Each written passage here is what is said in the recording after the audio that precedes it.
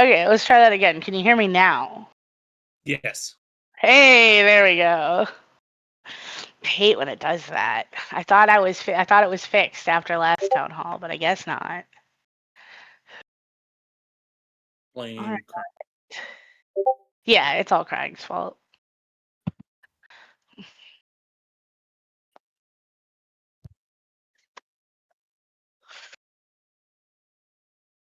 Oh, that's a good sticker. Hello, hello, everybody. How's everyone's wipe going?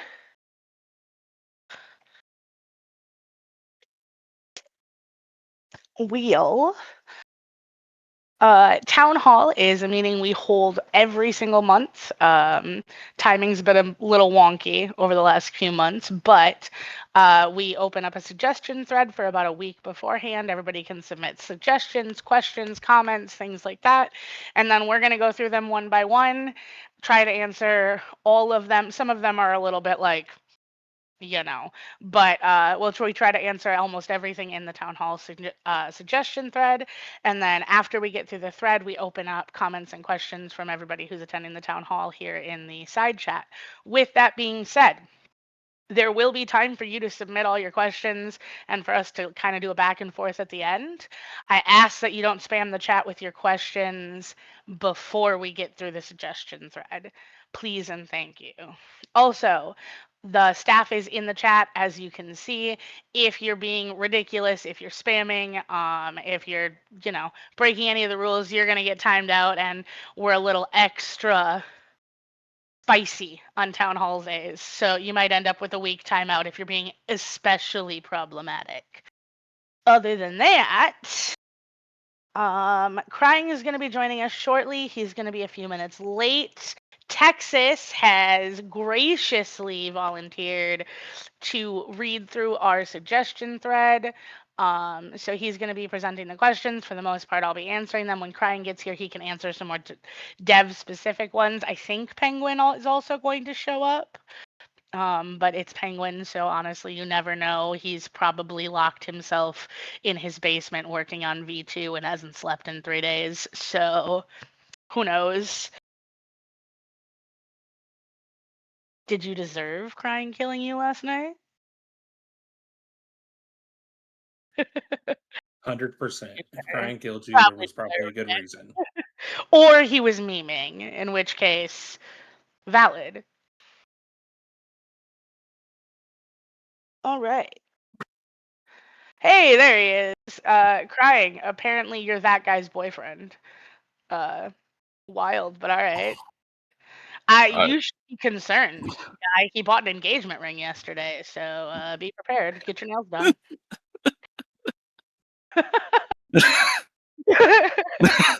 Okay. I've Welcome to the been chat, here for man. like 30 seconds, and that's what we're going. All right. I got a good nail salon for you to go to, Crying. Don't worry, I got you. All right. Cool. So let's get geared up. I've got my notebook, my coffee. I think we're ready to get this thing rolling. Texas. Okay, question number 1. Can we add more cosmetic non-DLC items to the shop? Like what? You mean like the bunny suits and like the scarecrow suits and that stuff? I would assume so. There was nothing further beyond that. Maybe.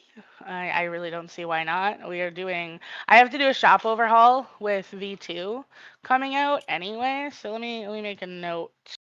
I mean, I get it. I like running around. The problem is entirely selfish of me, but I like running around in those cosmetics and trolling you guys. So, I don't know. Okay. Becomes Also, such a I do want to hassle. point out that there's not really like a master list of what Face Punch considers to be like DLC and not. The general rule of thumb I've gone with would be that like bunny suits and scarecrow suits are okay-ish. I need to look into bunny suits. But there's still not like a master list, so it does require some discussion on the back end. We don't want to like risk the servers getting blacklisted. Hi, Matt or Britt, how are you? I'm good. Hello, how is everyone? We're doing all right. I'm making notes. Rick, show All us your right. feet. Oh, I can. I forgot my shoes. Hang on. You should ask to see a spice rack.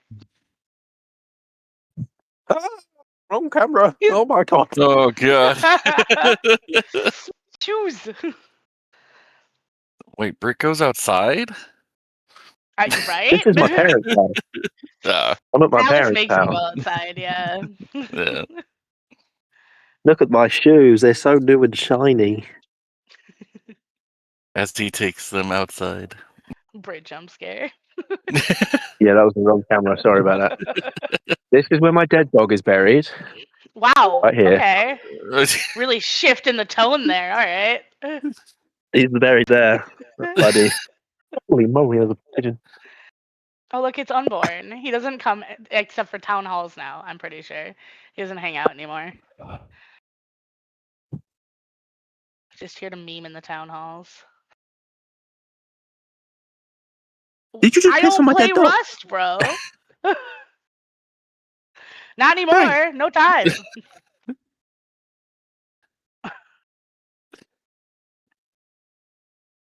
Oh, He just hello, pissed on the Frank. dead dog. Crazy.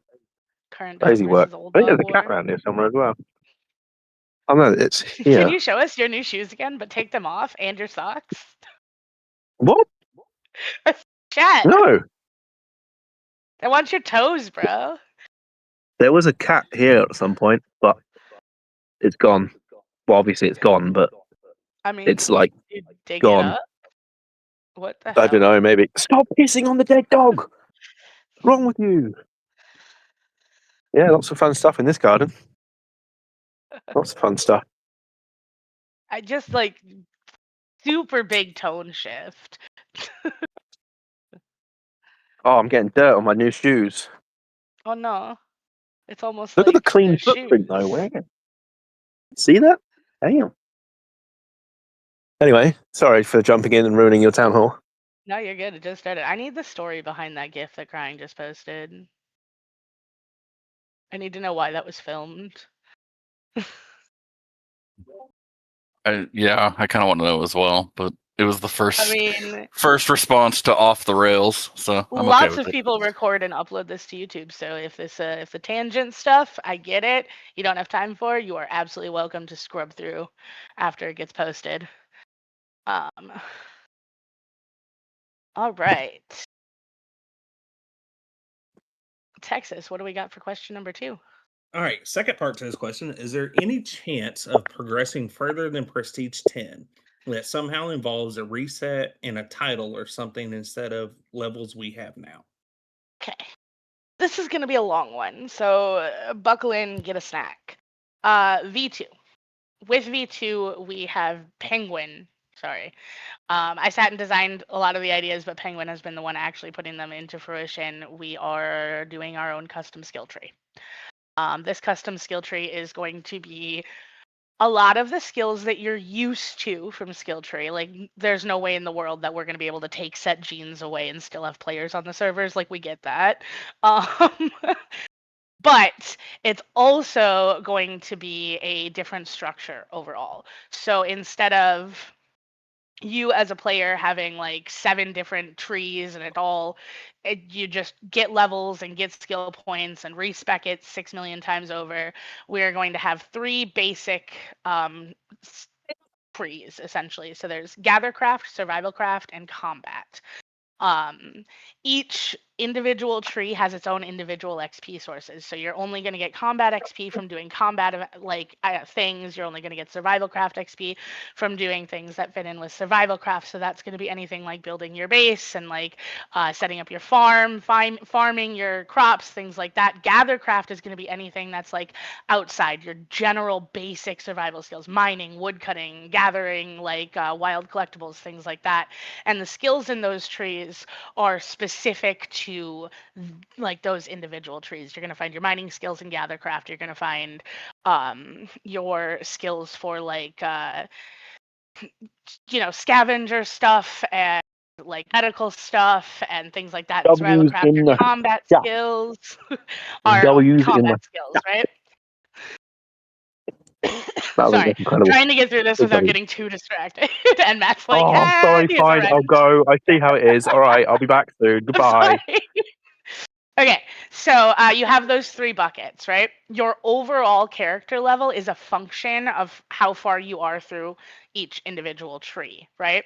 So in order to like get fully leveled, we're kind of still discussing this, but you're going to need to have like maxed out the trees, not assigned all the skill points, but like gotten the XP for each individual tree. And on top of that, we're adding in specialized trees. They don't count towards your overall level, so it's not like once you unlock all the specialized trees, you have to like level up 8 different skill trees to, get your character level up. But you're going to gain skill points for the specialized trees and XP as for the specialized trees through the same pathways you would for the 3 basic trees. It's just going to be an additional on top of, right? So the first specialized tree that we're going to be launching with is vehicles because it was already kind of like set in stone and made up for us. Bro's literally out here just You like my shorts? uh Do you like them? I think they're amazing. Okay, so that's just skill tree, what we're doing. So progression beyond that, these specialized skill trees are not going to wipe on prestige. This is your form of progression past like your standard prestige 10 times, be done with it, right? So the specialized skill trees like vehicles and a couple of other ones that we have planned but aren't going live on launch are not going to wipe when you prestige. So you're going to be gaining skills through your overall player or skill points through your overall player level in these trees, and it's going to be progression beyond like your basic skill tree. I get my set genes and my slash strike and that kind of stuff. That's going to be your long-term progression for the 6-month XP wipe. So yes, we do absolutely have plans to extend the progression curve and give you more things to do past Prestige 10. And also, we're going to slow down that progression. So I don't know if you remember, those of you who were here for the last town hall for the last XP wipe, but I fucked up.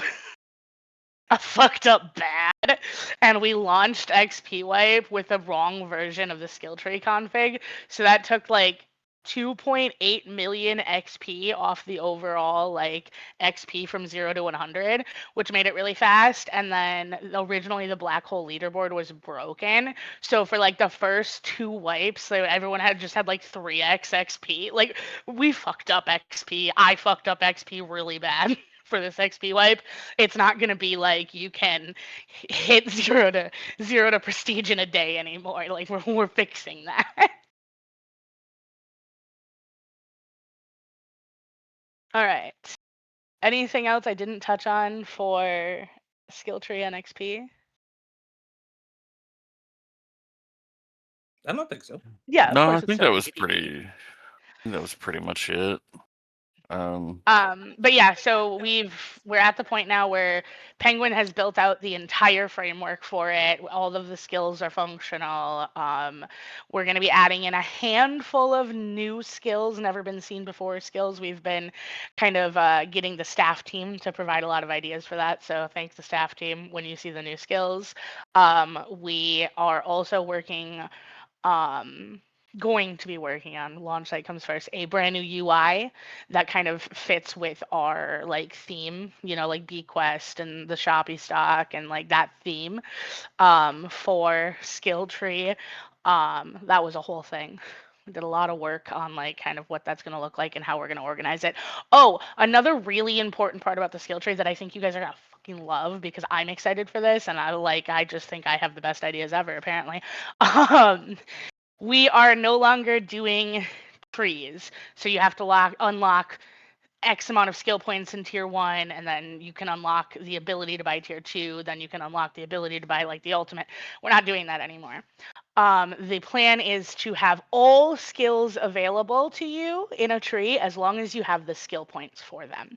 So we're going to have 3 types of nodes in the skill tree.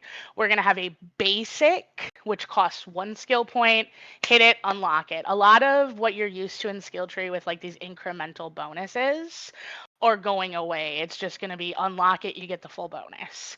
If we do want to keep it tiered, we're putting it in the second type of node, which is going to be 3 skill points. So 1 and then another tiered, right? And then the final type of node is the expensive skills, which a lot of them are like the ultimates that you're used to, or like really good bonuses where it's going to cost a whopping total of 5 skill points to unlock at all in one go. Like you can't incremental your way up. So big changes to skill tree. We are very excited to see this come to fruition. And again, it's not changes to skill tree. Penguin's writing this from the ground up. This is fully custom. We're preserving a lot of the skills that you're used to because, like I said, if I took away set genes, I think pop would be 0. So we're gonna get a lot of the same skills that you're used to, but we're also adding more, and respecking is a secondary thing. So yes, respecking will be an option. However, we're tying respecs to playtime so that you can't just respec 6,000 times on wipe day. It's not going to be like you need to put days and days and days and days in to get a respec token, but we're tying it to playtime so that like you have to, manage your skills a little bit better. And then you will be able to unlock tokens to respec and change things. But yeah. Nice.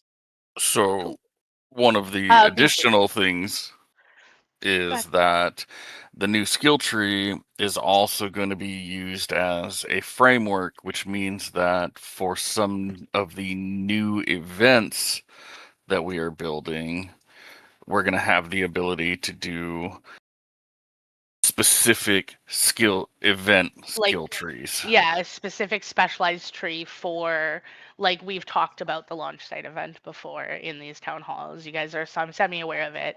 So we'll be able to have a specialized tree that'll work for operations, which is what we're calling these things, like the launch site event. And then that would be like specialized skills specifically for that kind of group content. Yeah, so like the launch site event, B2. I'll be honest, will likely be very challenging. It should be. But the way you play through it, you'll earn skill points, which will let you add, specific skills for the event. And then over time, those should make it a little bit easier. So if any of you have played like a roguelike style game, that's kind of the idea. So that's It's like something a we're mix playing around of with. like WoW raids and like the dungeoneering skill in RuneScape. If that makes sense, these operations, like you're going to progress doing these operations and it's going to get you the opportunity, like Crying said, to unlock skills that make them easier. And like the stretch goal is modifiers and things like that. So very excited for that. I do want to touch on Prestige. That was asked about a few times, so I don't want to move on before we talk about that. Prestige is going to operate very similarly. There's going to be quests still in B quests. However, we're going to be going over the whole group of prestige perks. Casino's going. It's gone. I can't anymore. I've tried to make it work. We've tried to make it work. It's so broken. It's so fucking broken. I can't do it. No more casino. I'm sorry. It's going to be regular Rust gambling from now on. No more casino. Terminal will still be there. I'm a big fan of Terminal. Like we're just gonna have to kind of go through them. Like some of the new stuff that was added most recently, like more skill points on per level, things like that's gonna need to be reworked to fit with the new XP curve and the way that the skill points are like kind of divvied out between the trees and things like that. So there will still be prestige perks, but it's going to have to be reworked to fit in with the new system. All right. I feel like we could talk about this for an hour, so I haven't seen any super pertinent questions about skill tree, XP, and prestige. In a minute, we're gonna move on. If you do have more questions, save them for the end for like the Q&A portion. All right. What do we got next?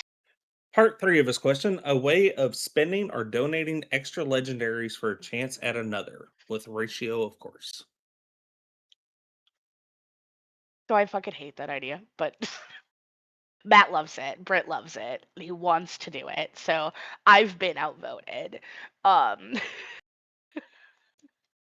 so we're trying to find a way to put something along those lines into play. We have a new system coming in with V2, wipe achievements, and that's going to unlock gems that you can socket that would be like permanent boosts for your character, that might affect like upgrading a legendary to be better than the base one you can loot, things like that, and that would stay throughout the entire XP wipe. That system has a lot more up in the air at the moment, so I can't really speak with like certainty on what it's going to look like or the kind of boosts and bonuses that you're going to get, because I have a laundry list that Penguin sent me. I need to go through and all of the achievements that BRIT proposed and see if they can be broken and get rid of the ones that can. Like, there's still a lot more up in the air with that system. But it's happening regardless of my protests. There's going to be something involving upgrading legendaries. And like Britt also really likes the idea of like gambling with like, for different legendaries. So there's gonna be something, no matter how much I hate it. So It means we get to nerf all the legendaries. but that's another thing. Like, if we're gonna allow legendaries to be upgraded, the idea would be that once they're fully upgraded, they would be slightly more powerful than the legendaries as they exist now. But in order to do that, we're gonna need to go through and nerf a lot of the legendaries to give that room. So it's still gonna be slightly better than what exists now when they're fully upgraded, but we're gonna have to nerf a bunch of them so that the upgrading makes sense.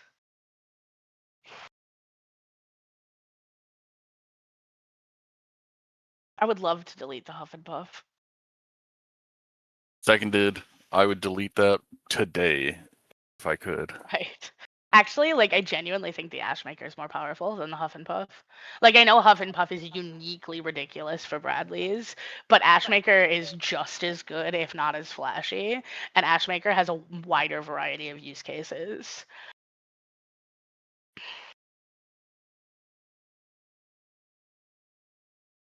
All right. What do we got next, Tejas? Next question: could we add 2 new quests on RP items at exchange? 100 duct tape for 10 bleach and 100 bleach for 10 small batteries. Oh, I will put the new cooldown back skill in.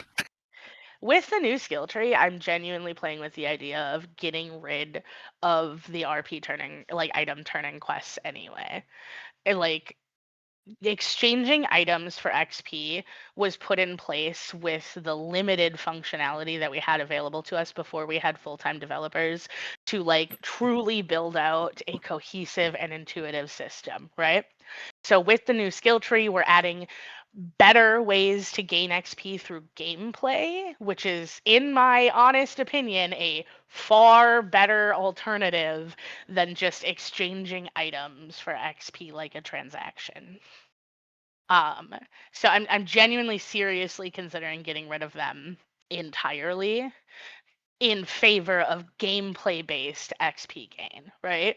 That way we don't have to do things like time gates and cooldowns and like daily turn-ins for batteries. It just feels like it's a transaction, right? You're not playing the game. You're just, hoarding things and then turning them in on cooldown. Like, one thing I've seen really consistently when asking about this specific like bulk turn-in thing is like, our gameplay shouldn't be sitting there for an hour waiting 10 minutes at a time to turn in batteries. And you're right, that's fucking boring. Like, but I feel like adding actual gameplay XP avenues is far more rewarding gameplay wise than just like adding a bulk turn in and nerfing a timer. Does that make sense? So I'm playing with this idea.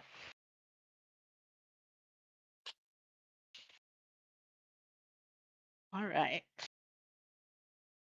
So to Okay. answer the question, again, I'm not gonna put the bulk turn in just for like one more wipe before V2. Like that's not gonna happen. I'm sorry.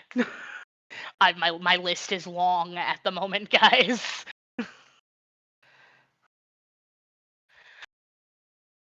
All right.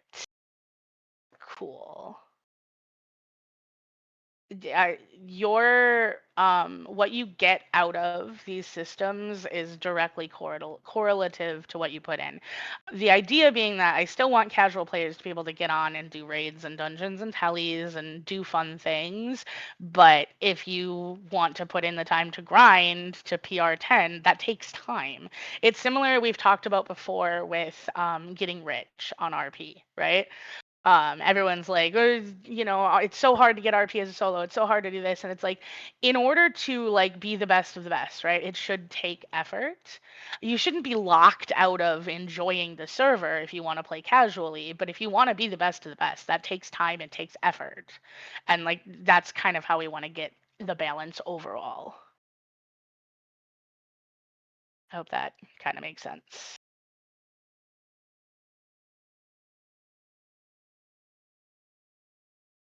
All right, Tejas. Next What do we got question. next? I don't know if it's possible, but I think it would be cool to have a personal RP wallet or a team RP wallet. Guild banks. I've actually been playing with that idea. It's not something that we'd put out for V2, but after V2 launch. BRIT and I specifically have had a conversation regarding a guild management system. So, like, you know how your team limit is 8, right? It would be a system that allows teams to ally under the same guild banner.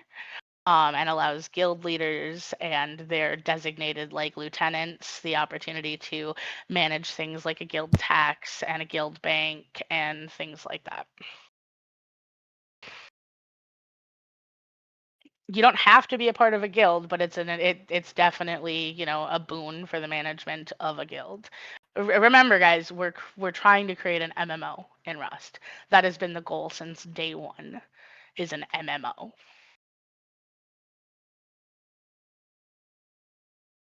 All right. Massively multiplayer online role-playing game, MMORPG. Yep. All right. What do we got next, Tejas? Could it be made so when someone buys, for example, 5 presents, it will display them in one message, not 5 messages in the Rust chat, and it will display the amount that has been bought in the Discord chat instead of always saying 1x presents bought by X. Right now, all of our developers are working on very specific things. That's a super easy fix, and I completely understand why it spams the chat. Like, that would be great. Once Nachu's workload calms down, because he's working on 2 big systems for V2, I can probably hand him that plugin and ask for that.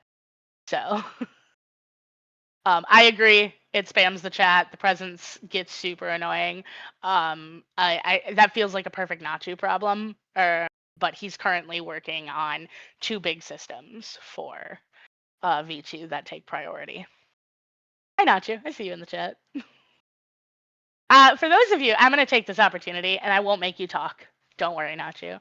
I'm going to use this opportunity for those of you who have not had the opportunity, because Nachu sits pretty behind the scenes. He is one of our more recent dev hires. He's been here for a few months at this point, and he's putting together some really, really, really cool stuff for you guys for V2.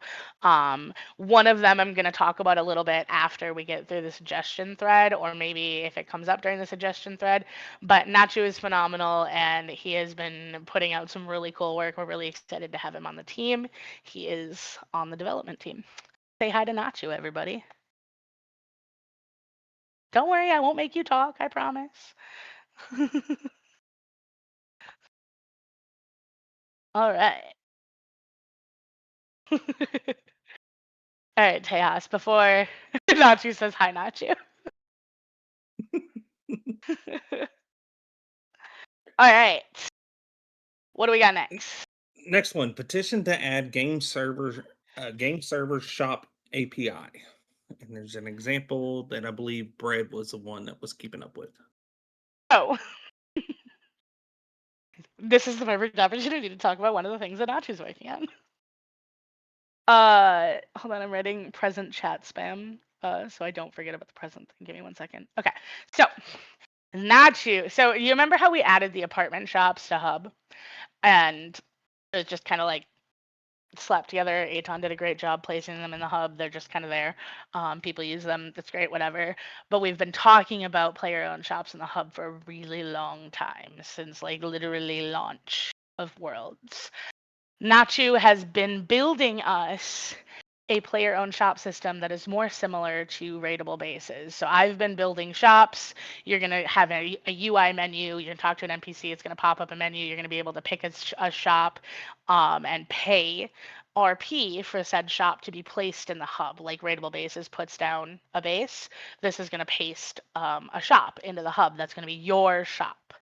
It has a whole vending machine UI that's different from the vanilla one that Nachu made from the ground up, and you're able to sell legendaries for RP. You're able to sell whatever you want, and there's a bunch of different tiers of shop, everything from like a little lemonade stand all the way up to a Walmart style kind of thing. You know what I mean? So it's really economically efficient for everybody. Plus, the new hub is huge, so there's a lot of spaces for shops. As part of this, we are new hub. Nachu has made a command in the plugin where no matter where you are, whether you're on a world, a raid, in the hub, doesn't matter, you can pull up a menu that will list all of the shops that exist in the hub, and then you can navigate the shops and see what they have for sale, how much things cost. You can even press a little button to teleport you right to the hub, so you don't even have to exit out and use the hub command, and you can buy player-to-player trading in the hub. Unsure about even the possibility of an API that allows you to do that outside of Rust. That's going to be a question for a different day.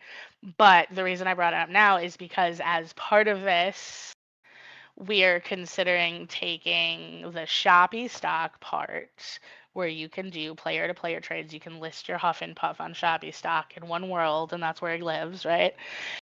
And getting rid of it in favor of the hub shops. Everybody trades in the hub anyway. Oh my god, that is not the reaction that I anticipated. I thought y'all were going to be pissed. Okay, sorry. Just threw me for a loop. But yeah. There we are. There's a couple of people in there. I get it. I get that there's definitely some downsides to this, ones that we're willing to work through and work around and find different like solutions for, right? Like the first one that I can immediately think of is that there's going to be a lot of annoyance having to go to the hub and then find the shop that you're looking for in particular, especially in a sea of a bunch of shops. That's the first big annoyance I can think of. So I wanted to talk to Nachu about potentially making it so that you could teleport directly to the shop that you're looking to buy something from that menu. And RP's already synced, so it's not like you need to, take stuff out of your wallet and then go on a whole shopping trip, right? So the player-owned shops in Hub are going to be visible from all worlds, all raids. There's a menu for that. We would still keep the server cell, obviously. We would still keep the shop that sells ladders and all the other shit to you guys. But it's just the player to player that we're trying to figure out a better solution for. The first part of that solution is these player-owned shops in the hub, creating a community space, right? And creating a market that's like tangible. Drones is another option potentially that could be like more progression locked, maybe not prestige, but like a quest line or a wipe achievement, so that you'd be able to do distant like purchases like you do with drones, like a delivery thing. That's a potential option, not a guarantee, but there's definitely problems that need to be worked through, but having the player owned shops, making them a community gathering place, having the menu that you can check no matter where you are, even if you're not in the hub, like that's the first step into a better player to player trade system.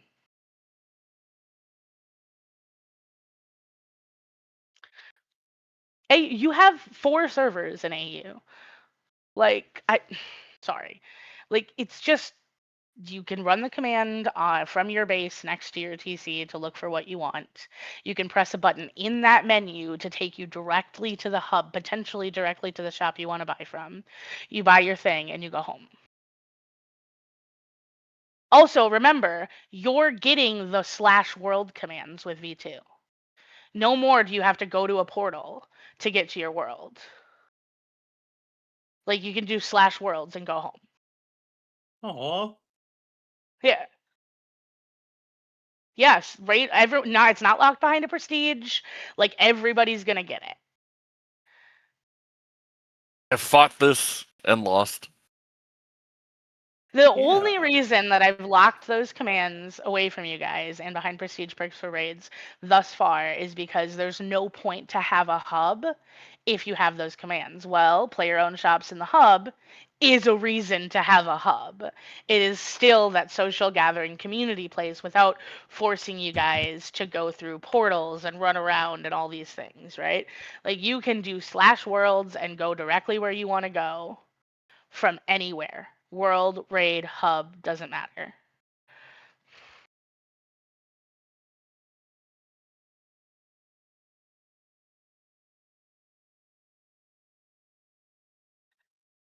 All right. Beautiful.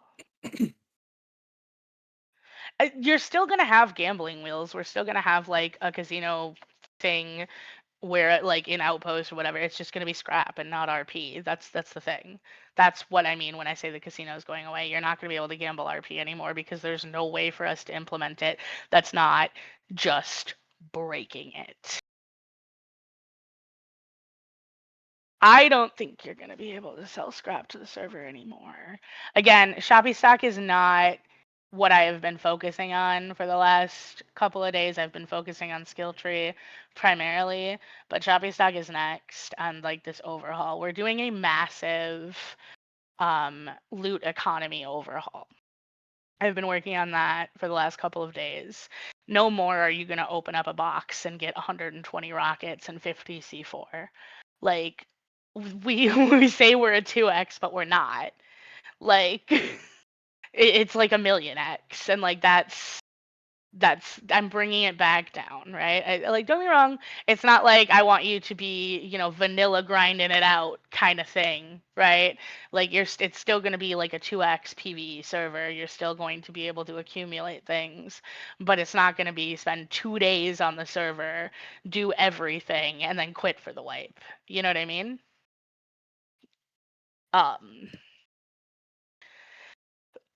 So yeah, massive loot economy overhaul, significantly reducing the amount of things you get, like batteries, bleach, rockets, C4, all the things. So you're no longer gonna have like boxes of tech trash and things like that, right? Legendary helis are already nerfed. So 2x stuff when the wood is a billion or something. So if you're talking about gathering rates, that's part of this. Like again, this is a massive loot economy overhaul. Sorry to hear that. So that means that we need to address things like yield bonuses. We need to address things like the loot tables. We need to address everything from the ground up. Loot tables has just been the first part of that. The next part is to look at all the yield bonuses. We're never bringing the wood meta back. Absolutely not. Over my dead fucking body. But yeah, like we're trying to make this so you don't finish the entire server in 3 days and then quit for wipe. Like that's the goal here. The goal is not to like ruin the server. The goal is to make it so that there's more longevity wipe to wipe to wipe. I'm getting so distracted from the list. So one last thing I want to answer. Are we going to adjust the difficulty on some of these events? We've talked about this before in different town halls, but the idea is to have our content tiered, right? So we have tier 1, which is essentially almost everything you have access to right now. Tier 1 pinnacle is Harbinger Impact, right? That's kind of the pinnacle of tier 1. That's everything that's on the island, right? So that's going to be your dungeons, your raids, your helis, your Bradley's needs some fucking work. They're way too easy. And then tier 2 is deep sea cargo, deep sea content, the upcoming launch site raid that we're going to be launching, and that's going to be a step up in difficulty and a step up in loot. And then tier 3 is going to be beyond that. We've got some ideas planning for like our next operation and things like that. We're not at a tier 3. We're not at the point where we're launching tier 3 content right now. You cannot solo the raid. Literally impossible. Lucky Blocks is the end of the world, and I hate it. They're so bad. I hate them. I hate them so bad. Like, and not even because of like a balance and game design thing. Like, they're just really poorly written, and they break shit. Don't you remember? BRIT told us the guy updated it, so it's got to be better. No. I don't care. Bro, Brad's takes 3 seconds to kill. I'm not upping the loot from Bradley's. All right, we're really off topic. We can have more of this discussion after we get through the list. What's next on the list, Texas? Please bring back reactions to Discord, I would assume. What? Bring Where are back. reactions banned? I don't know. But in Maybe in the general. announcements? I don't think so. No, yeah, I got a bunch of reactions on announcements. No, I think it's general chat. Why do we take reactions off in general chat? I don't know who removed them. I don't know. Let me talk to the staff and figure out why they were removed before I promise to bring them back. Because I know people on the internet, and y'all just drop the N-word in reacts. And like, if you can't be trusted, you can't be trusted. I honestly believe that was probably it. It was probably it, yeah. Yeah, I don't remember why. Okay. What do we got next? Make deep sea turrets only shoot if they see you in clear sight. Right now, they're able to see you through walls, and it's a constant shooting of multiple all right, turrets. don't just stop. No. Go ahead, Craig. When one of you out there can figure out a really clean way to put an auto turret on a fucking cargo ship, please feel free to message us with the code. Okay. We would gladly have it. No, so the truth is, currently you guys were upset about the original AI logic that Penguin put in. He removed that logic. Right now, the auto turrets are 100% vanilla logic. The issue is that cargo does not have the normal colliders for walls or whatever that, like a base does or launch does. And so with the vanilla logic, they can see through walls and they lock onto someone. We know it's an issue. It's just not a big enough issue right now to spend a lot more hours trying to come up with a really clean solution, because it's a balance between jank and working. So it was a conscious decision. We know that it's not working the way we would intend it to right now, but it's if you're a us trying C-sharp to do developer something with experience in Rust, and you can figure out a way to do it so that it isn't targeting people through walls, put in a ticket and let us see your code. We'd be happy to implement it if you can figure it out. Yeah. I mean, we've heard the complaints. I've actually had a number of conversations with Penguin about it. It's just it's such a If pain your in the code ass is of good a enough that it problem. actually fixes it, we could absolutely talk about compensation for it. We pay our people. We are a big fan, and we make it a priority to pay artists and developers and our staff. You know, reasonable contractor compensation, Mr. 10 million, but you know. But yeah, I mean, like Matt said, sarcasm aside, like it's a problem. It's due to being on the ship in general. It's just something that we gotta like. It's on the list of things to fix. It's just not the highest priority at the moment. Right. Deep sea cargo turret.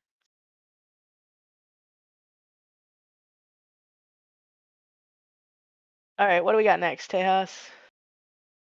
Are all previous threads going to be considered for the town hall?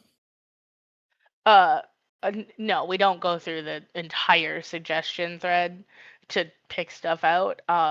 We do go through it and keep an eye on it. Crying more than most, if I'm going to be honest. Penguin does it as well. But no, we don't pull from every suggestion ever submitted for each town hall.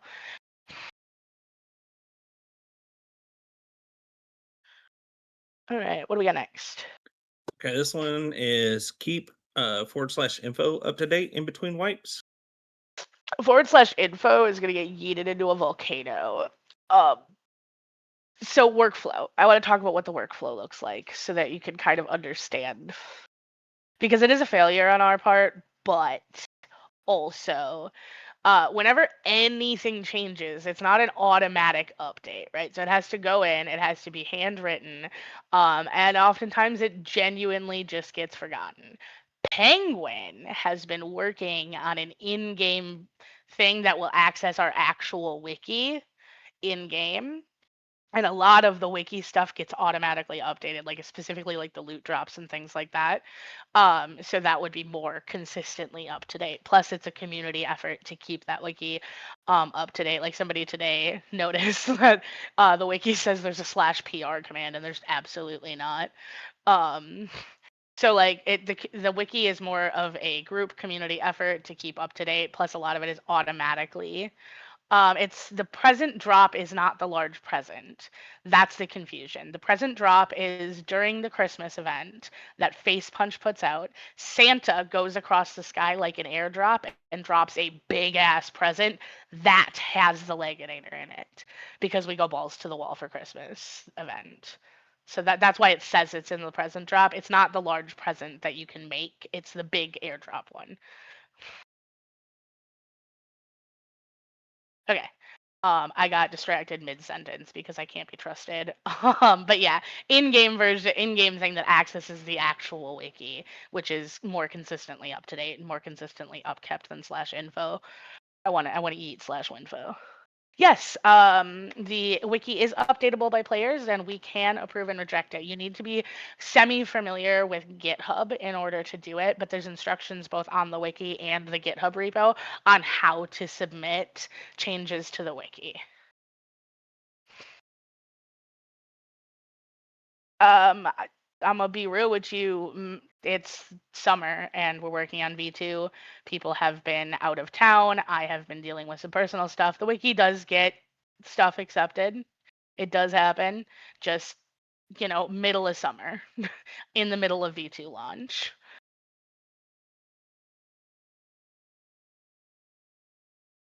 All right. Okay. Next question.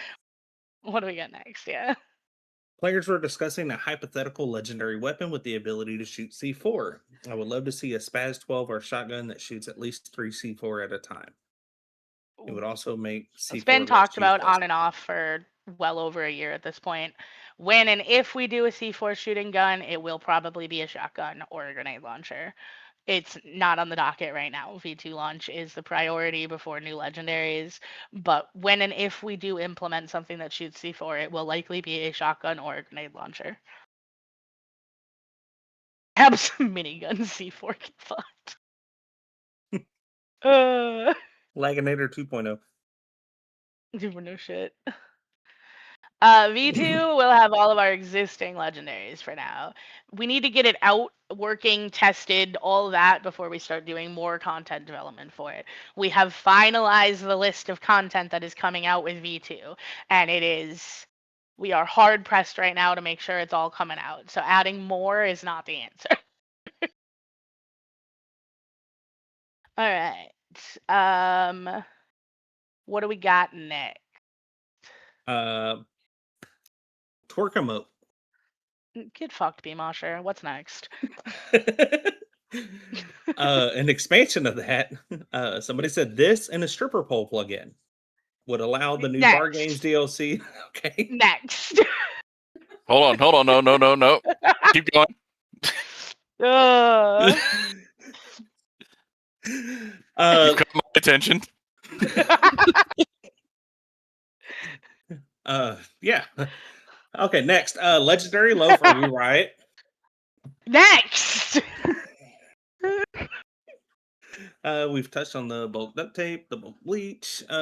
Increase the buy limit on duct tape and bleach and make it a 20-hour cooldown across all worlds. We're currently having to travel through 15 portables to buy them all.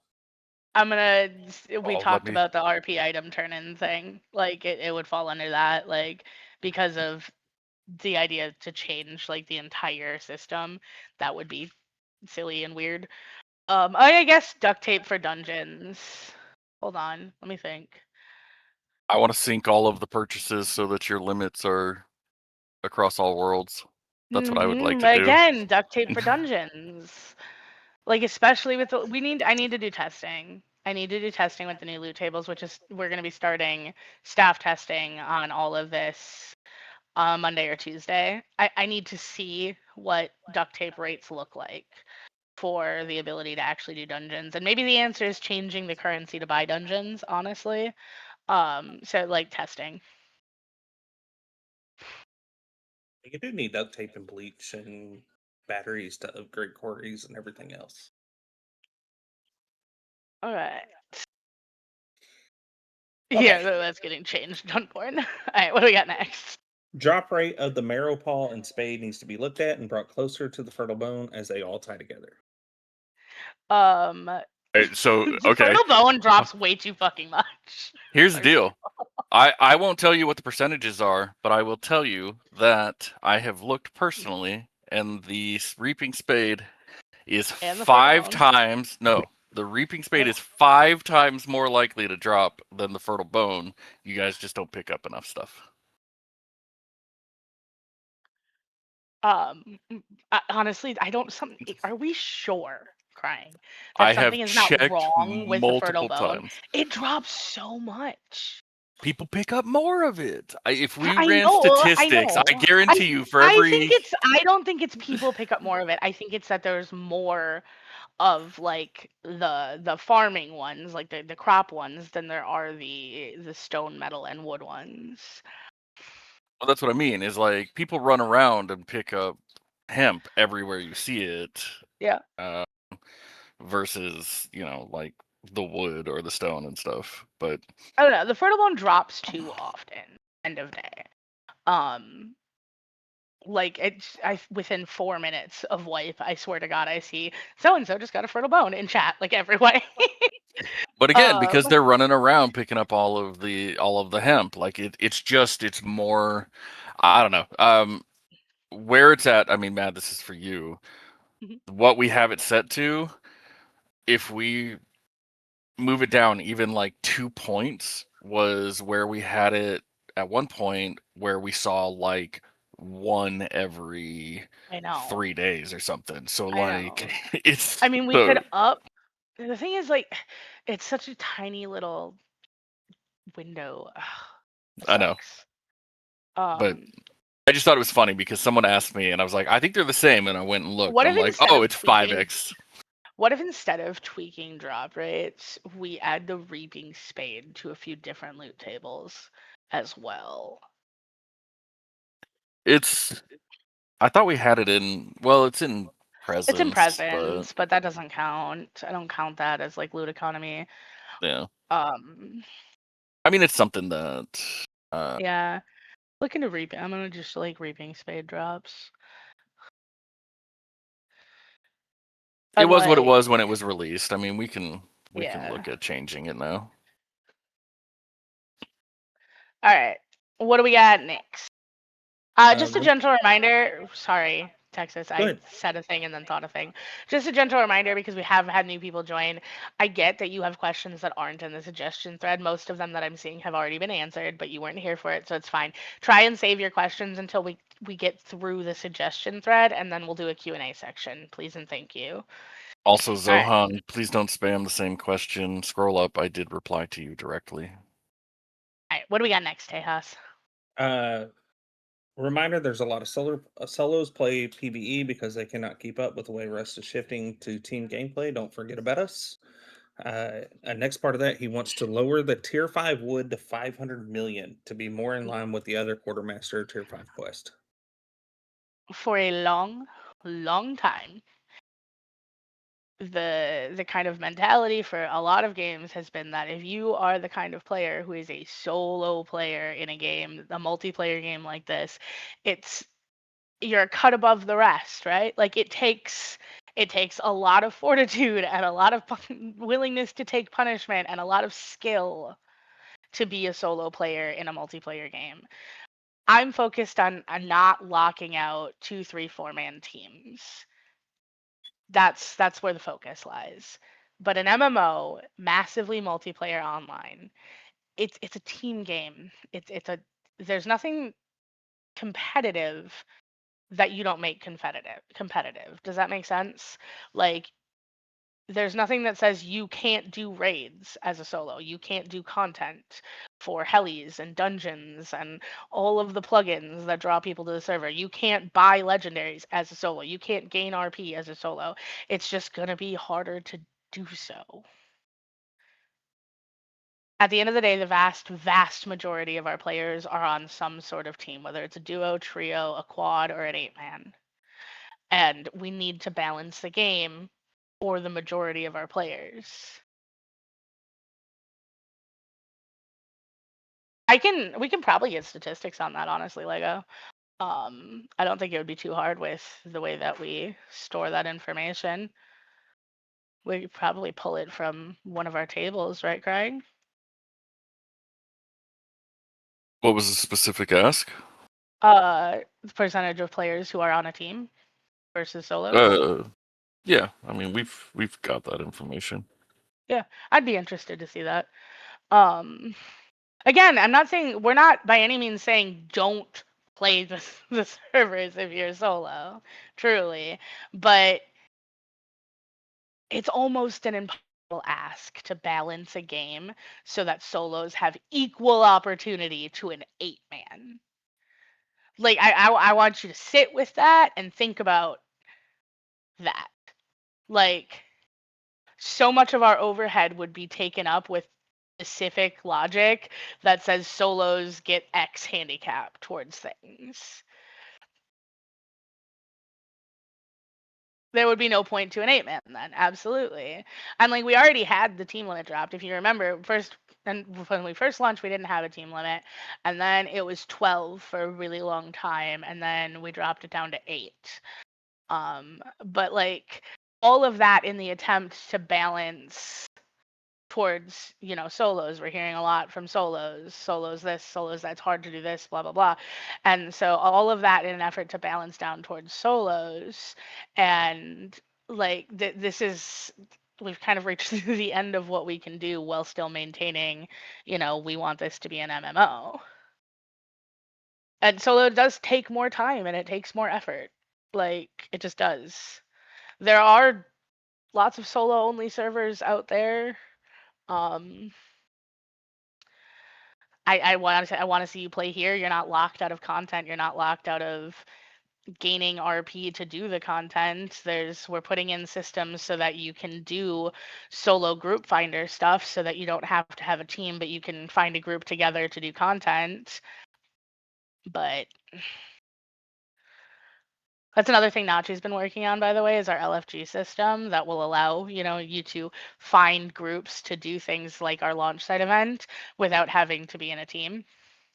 And like protections in place so there's not like loot stealing and things like that. I'm saying you could, or you could play here and use the solo group finder in the LFG and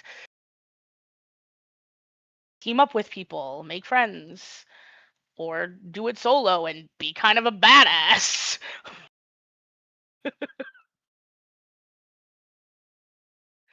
Prices are probably going to be naturally readjusted with the loot economy changes that are coming with V2.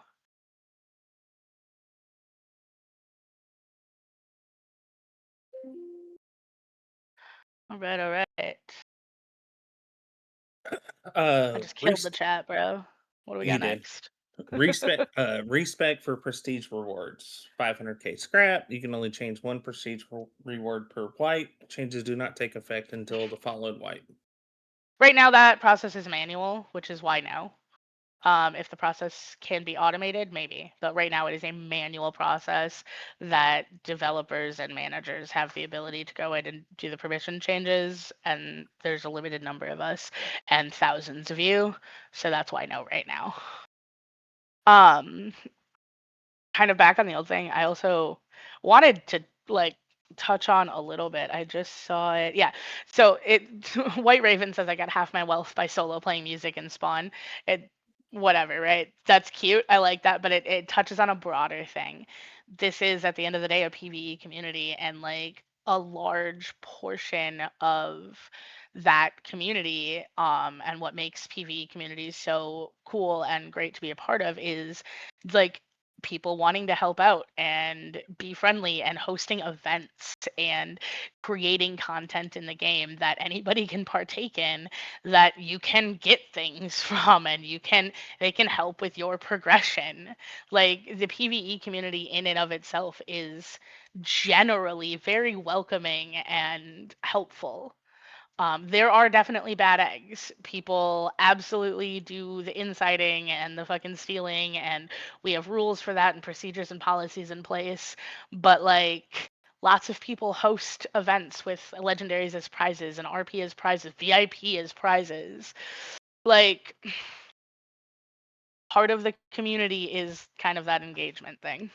So there's actively a motorcycle race course on World 7 in US that's offering real prizes and VIP and things like that. So, yeah. that's crazy. That is it's difficult getting people to come to your events. Like, that's crazy. I don't know, like I don't know, I'm gonna get shit for this, but like at some point, if people offer like pathways and opportunities and gameplay and all this stuff, and you just keep saying no, no, no, no, no, I don't want it that way. I'm not willing to engage with things that way. That is like, we can't build a game that's absolutely perfect for everybody. That's genuinely, literally impossible. There are lots of avenues to engage. If you're going to engage and have an open mind, you're probably going to have a better time than if you decide not to engage with anything. Casado, I'm perfect for everybody.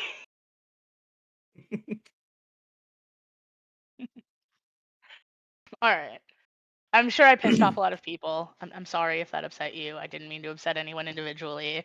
Sometimes visions don't match up, and I'm really sorry that happened. But we are excited about the content that's coming out. I think a lot of the community is excited about the content that's coming out and the direction that we're moving in. We are always open to feedback. If we start to see a majority shift the other way, then maybe we'll sit and reevaluate. But right now, I think we're in a good place and we're heading towards a better place. All right. What do we got next, Tejas? Jetpacks, alternative solution to higher prices. Higher prices for jetpacks was indicated as required to avoid people using them at the start of wipe to grab X spots. So to reduce the price back to 50k, please, and just put a 1 hour cooldown on their purchase at the start of wipe so they can't be bought for the first hour. am Watch yourself. I think jetpacks are going to get cheaper because of the loot economy changes, not because of this. Because right now they're at 500,000, right? Which is half a mil. And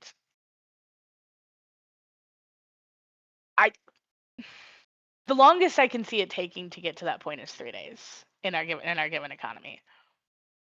Oh, Matt, I think you're missing what the comment is saying. Because we allow for people to roll over their quests. Oh, it's the What we turn-in. have people Okay. doing is turning in, getting 500,000 immediately, getting a jetpack, getting to the Okay. spot. So you can do that within 30 seconds of being on the server. So, fair, yeah, actually valid. So, turnovers. That was another thing that was kind of put in place to balance for like solos and like small teams. And it was asked for a lot. Before you just say no more turnover, like that was how it originally was. And we got a lot of pushback of people asking for the quest to turn over, which goes against my original kind of vision for the quest, being that they are a reward for the obscene amount of work that goes into getting a billion wood. But yeah, I think Steel Giant has the answer, and that's a quest turn-in cooldown at the beginning of Wipe for specifically tier 5 quests. And it's actually something that I think I talked to Penguin about briefly, maybe like a week ago. And yeah, that would be putting a cooldown on like the tier 5 quest turn-ins, the rollovers for the beginning of Wipe, just like an hour or two.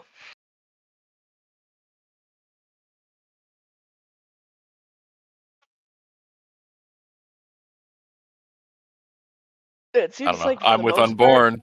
I'm with Unborn. Why does it even have an RP? I haven't had a chance to go through the quests for V2, and it's gonna be probably coming this week.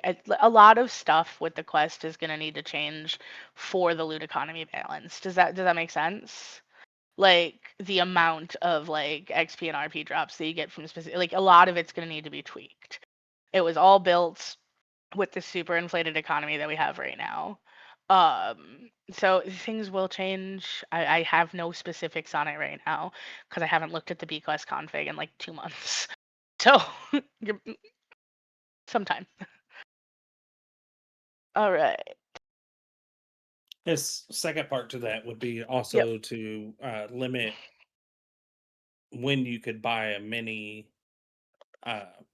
for the same amount of time frame, just to prevent people from going straight to banding or using the buy command, buying a mini, and going straight to the X spots. I don't know. I don't really have like a huge problem with the race for the X spots. I like that the X spots, L spots. I like that the X spots are first come first served. And I know we get a lot of blowback for that because there are a lot of people who can't be on for wipe.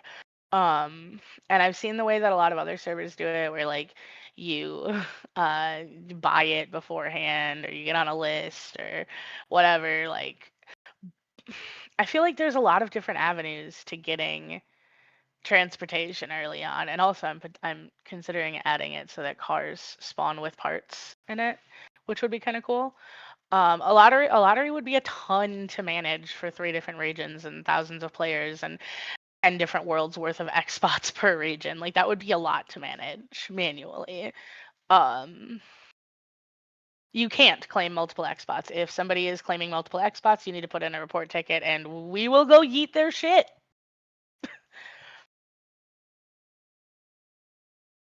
I do it every wipe. Mm-hmm. Yeah, ask any of our mods that are seniors. Like wipe day is yeeting people from multiple X spots for hours. That is absolutely what wipe day is.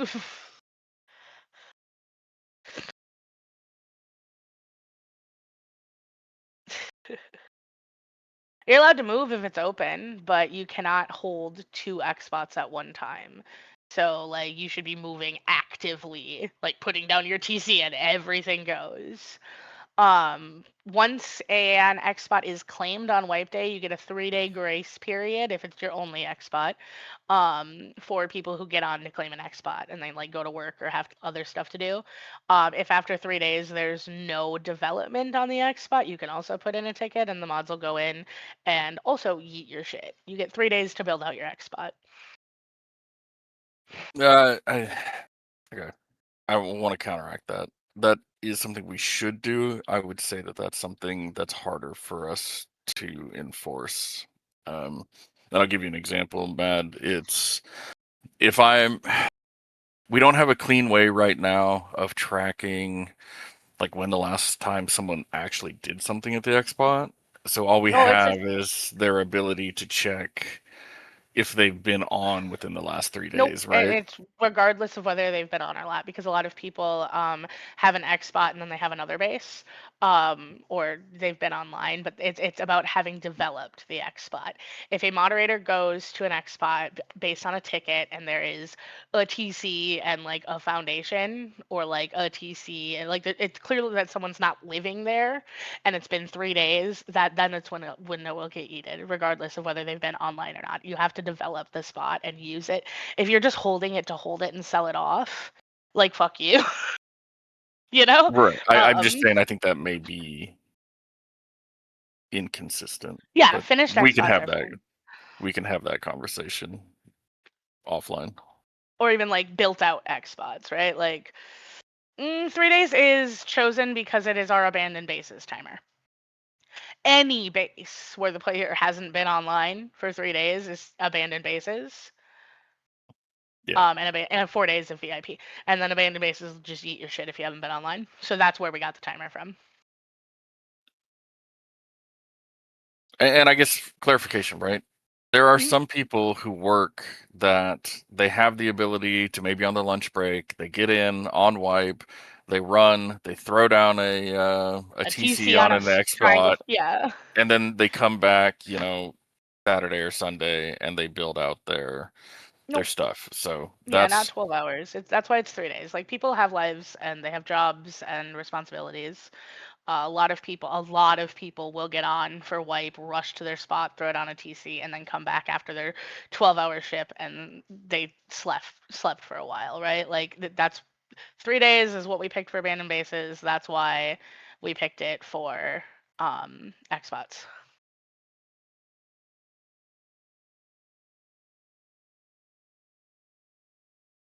All right. Yeah. Okay, next.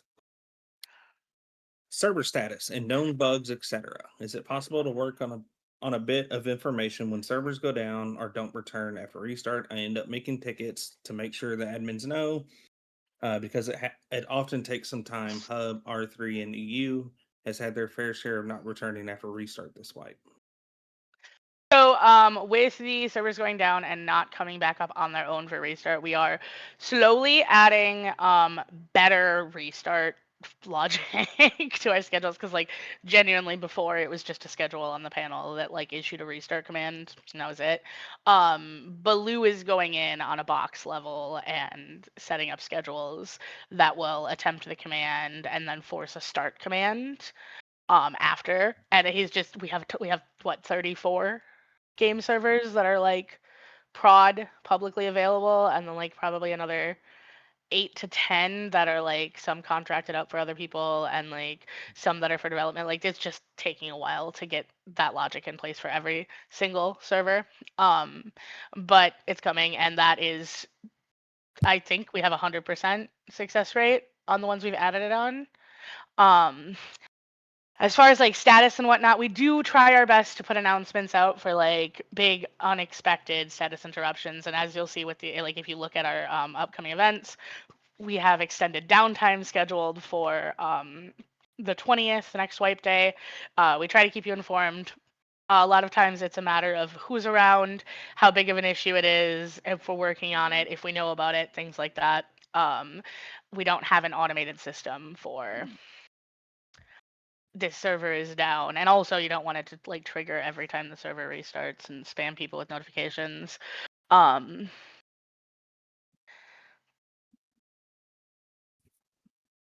Yeah, you're not going to be able to create that green. That's not going to work for you. I'm sorry. As far Oh. as if my understanding is correct of how things work.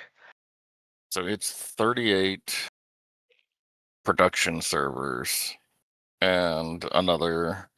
We're up to about 60 different servers that we're managing. Yeah. Yeah. Keep an eye on general. If like you notice an outage, there's probably a staff member in general chat commenting on it. And then their job is to then ping us, call me if it gets bad, call specific people. Like there are people who have my actual personal phone number and they'll call me and wake me up if it's like real bad. So I mean, I've had people reach out to me at 3 a.m, and as long as I'm awake or can't answer, we'll take care of it. We are quick to jump in the DMs of all the upper people. All right. Well, what do we got next, Tejas? A support channel for support issues that even players could assist with, as it feels like a chore sometimes to open a ticket for everything and perhaps some tickets that probably do not warrant a ticket. The problem with an open support thread is misinformation at the end of the day. If we have it, then we've sanctioned it. If we're sanctioning it, it leads to a level of implied authority on the answers in there, and there are trolls and there are like also well-meaning people who are wrong. And I don't know.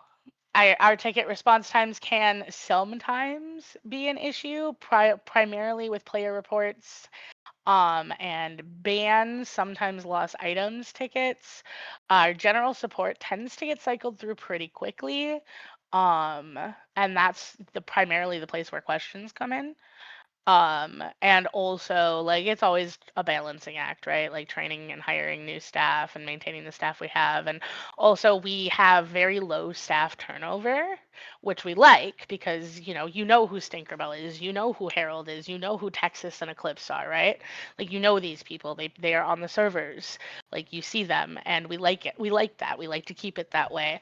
But because we have, pretty consistent staff, people also go through cycles of their life where they have things going on and are busy, and it does affect, turnover on ticket times and things like that. But like we're not bothered by the number of tickets that come in. I have not had a complaint from the staff on the number of tickets that come in. We're not being overburdened by questions. I will say that since Penguin has fixed the backpack The sync issue, backpacks, yeah. like lost item tickets is now manageable with our staff Oh yeah. load. So we don't have several people doing over 500 tickets a week. Right. Just Harold and Florine, really. Just fucking hammering it the fuck out. Yeah, they don't let anybody else get tickets. I'm glad I got access to tickets they can't get. It's the only way I can keep my numbers up. Real. All right. Okay, next one. Yeah. I think accessories would be cool, like a bag that can hold them and can upgrade and get buffs, like the ones we have now, but just not on armor. So Also, that would be, we kind of touched on it earlier with wipe achievements and gem socketing. We have a system that we are working on building out for that. It would be, things that don't wipe on wipe, buffs for your character that do not wipe when we wipe. So you get to keep them for all XP wipe. And yeah, there's a whole bunch of little intricacies to that aren't set in stone, so I don't want to like leak a bunch of information that's not set in stone. But we are working on a system for that. It would be socketing gems and character buffs through wipe achievements. So it's coming. What's okay, next? the next part is also making another way to increase crafting speed. I like crafting bulk. I'm with the new skill tree, and the instant craft skill. I have been bothering Penguin about like, can we make it actually work? So he's looking into that.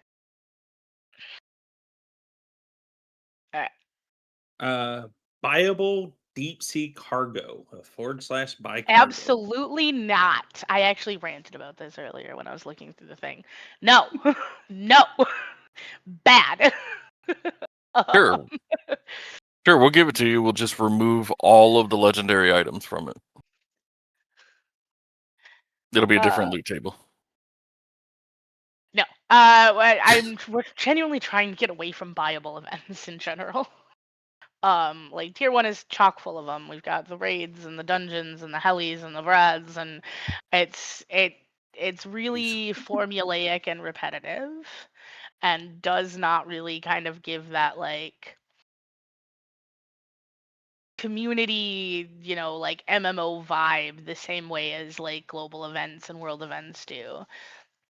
There is 10 worlds with 5 cargoes each that have a single respawn. That is 100 cargoes every 3 hours. Like I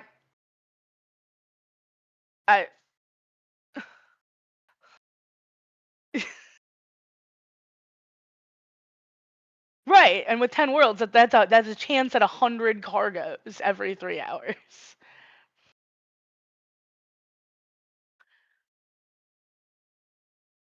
These are just like swimming in cargoes.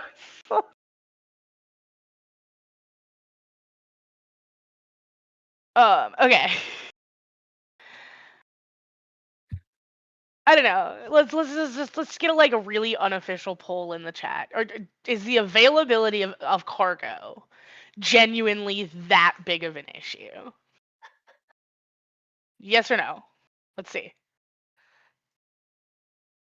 Right now it seems very split down the middle.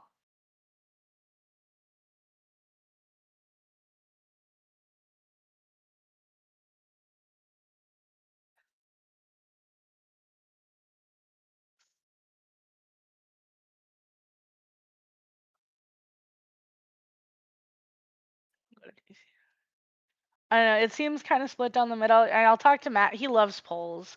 BRIT loves polls. We'll put up a poll after the town hall. Okay?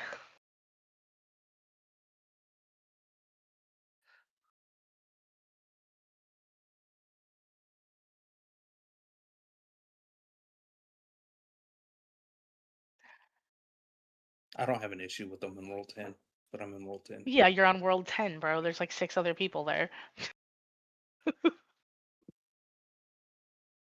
All right. Increase XP rewards from raiding. Yeah.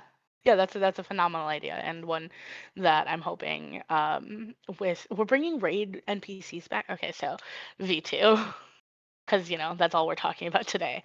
With V2 we get map switching, which means that the raids aren't at Y level 3500 anymore.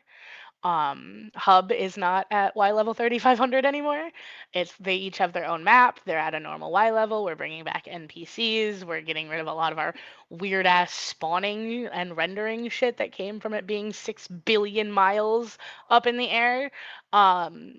So yeah, raids are coming back down to earth, and that means that a lot of the config options that were like previously unavailable to us are now available to us again. And yeah, I want to do direct XP drops from raid completions. Cool. There is no more hub on the main map. There's no more raid island on the main maps. Like they're just a normal map now. I'm very excited.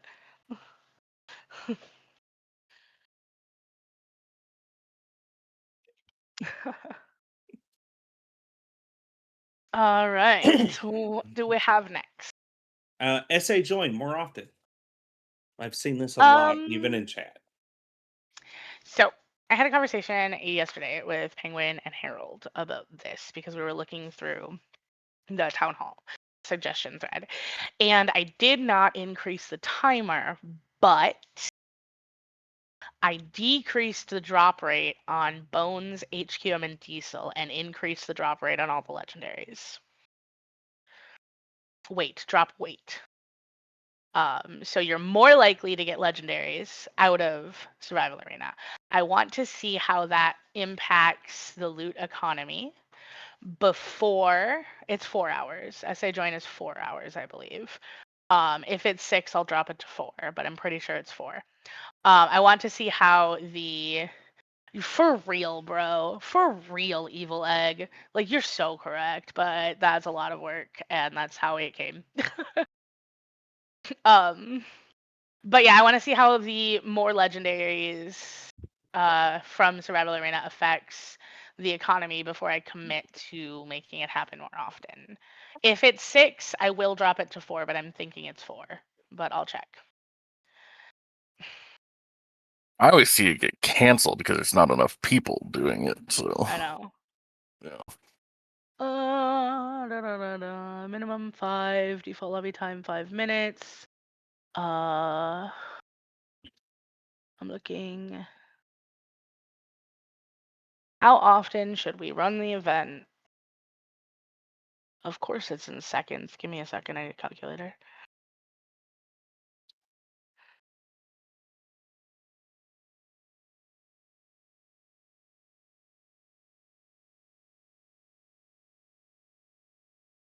Yeah, it's set to 4 hours.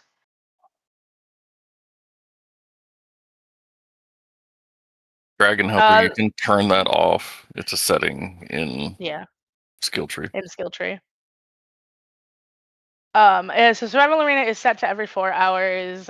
It would be a fork to have it retry if it gets canceled. Yes, I know 3,600 seconds is an hour.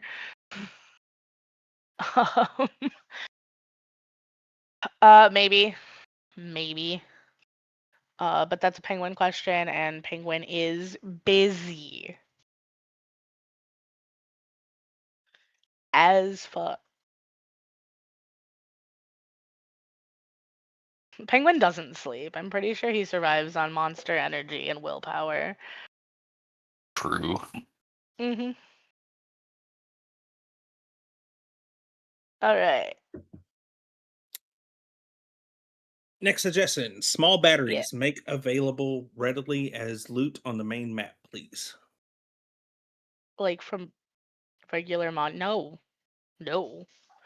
No. No. No, that is like, first of all, people are already swimming in batteries. Second of all, batteries are an XP turn in item. No. Sorry. I'm sorry you're getting flamed so bad in chat. Like, I'm sorry, but no.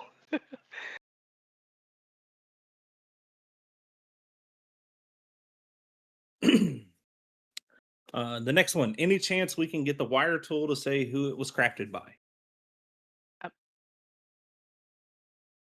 Why? What? I don't know. Was that a joke? No, that was a suggestion from Mello. I'm gonna need someone to. Bella, what? I know you were in here. What?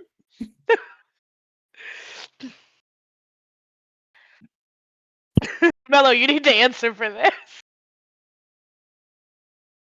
Like, he had some other questions about the wire tool last People night, really want but auto wire tool, but there is no name on it. What that doesn't even what?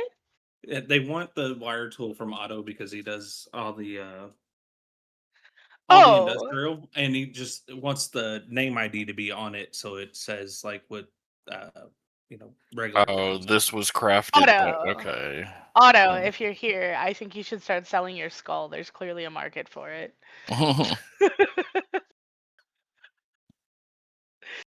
um, Look, I'll give 2 answers for this. Is it possible to put the name on the wire tool? Yes. Am I going to spend any amount of brain power to do it? Absolutely not. Relax.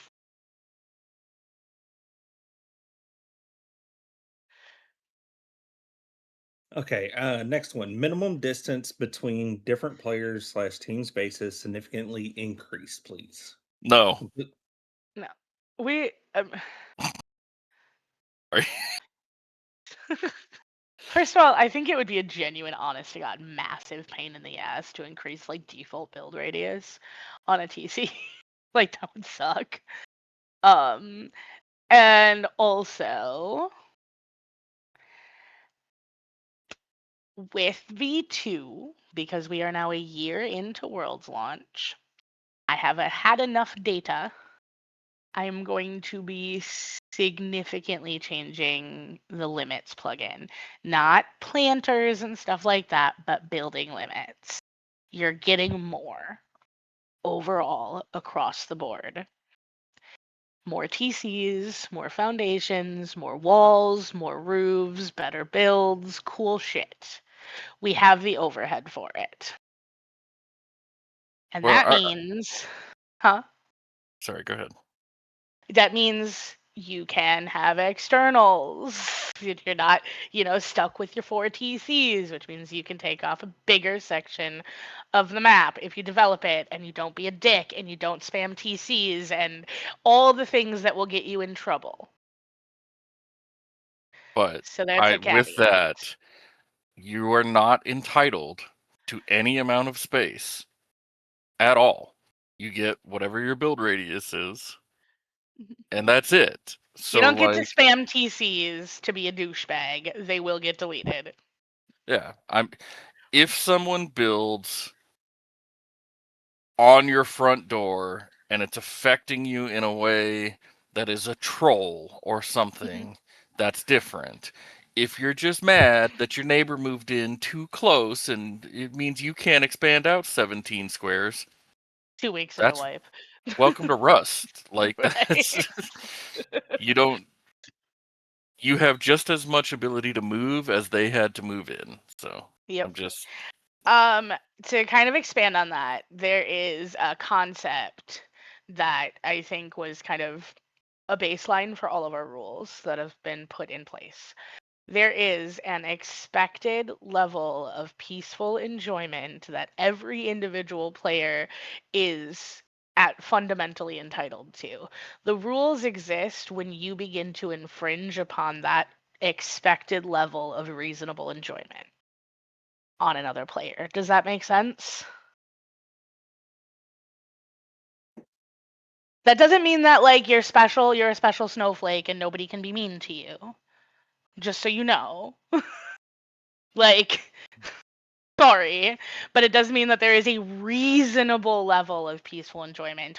Like a good example is repetitive multiple instance harassment infringes upon that. And that's why calling someone a bad word isn't a bannable offense unless you do it every day for 6 days in a row and you're clearly targeting and harassing somebody. Like, does that make sense?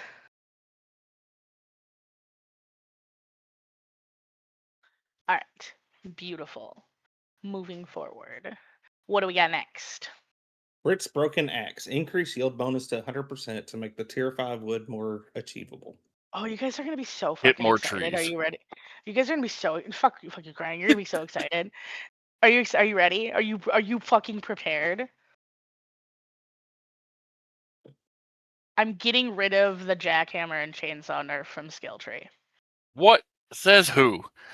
God damn We it. already fucking decided on this. I go away for 1 week. It's so This is pointless. Like, I understand functionally why it exists, but it's genuinely pointless on our servers. And, like, it's a nerf for no reason. It's true. I've always hated those fucking nerfs. So, we're getting rid of it with the caveat that the hatchet and the pickaxe still would give more yield than a regular jackhammer and a regular chainsaw. So that means that the pickaxe and the hatchet need to be tweaked in order to make that possible. Does that make sense?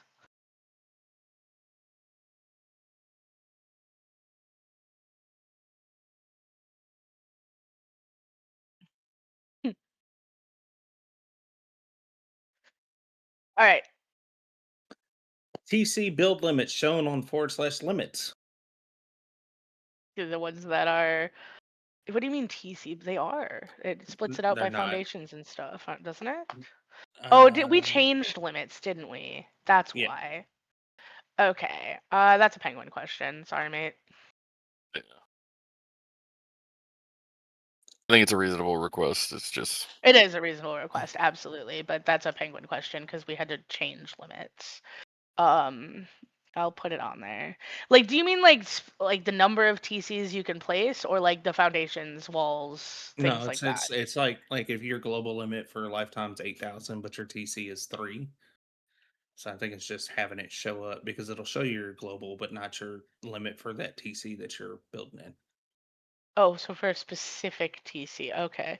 Hmm. Okay. I mean, well, it'll that pop up when you sounds start like getting close, but We'll see. I don't know how possible that is. sounds like a huge pain in the ass. Mm-hmm.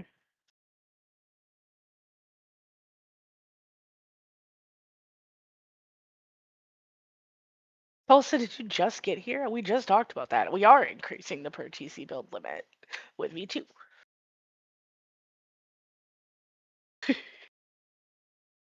Like, you're not wrong. Mad would agree with you, Egg.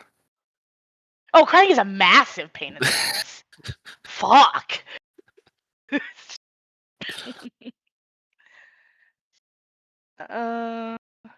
Yeah, so it's I'm doing just a blanket increase across the board, right?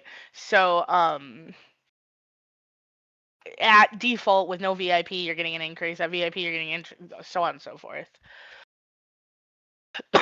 So it's not like just the default's gonna get better and the VIP stays the same. The only thing I'm gonna say is I think the limits for like fucking annual and lifetime are like 8,000. I'm probably not gonna increase that. But what?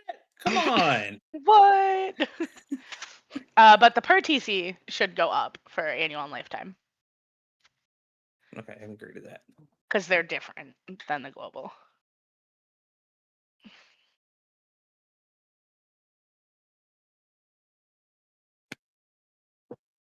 Listen, I want to see really cool builds, but I don't want one team to own the server. You know what I mean? A lot of people have lifetime or annual, like a lot. Like I am still continuously floored by like how much you guys are willing to support us, and it's insane. Like y'all are amazing.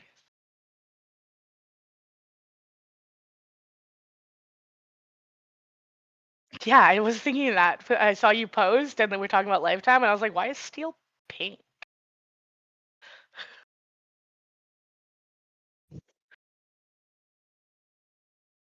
All right. What do Okay, we got next. next? Yes.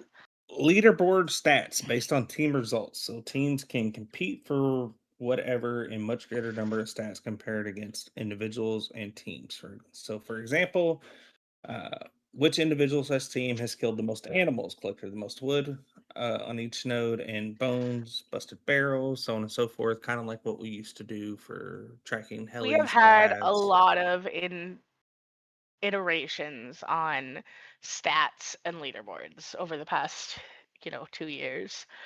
And it's clear that like we want something that does like leaderboards and stats. You guys want something that does leaderboards and stats, but like with a lot of things, we need to implement it correctly because we've tried implementing plugins by other people. We've tried we've got the global sacrifice board. We've tried a lot of like different iterations, and none of it is right. None of it has been right. So eventually, yeah, eventually. Right now with V2, it's not going to be launched for V2, but eventually, especially like with wipe achievements coming in, that we're going to be tracking a lot of different stats. BQuest already tracks a lot of different stats. But it's going to have to be like something we build that's like custom for our environment, if that makes sense.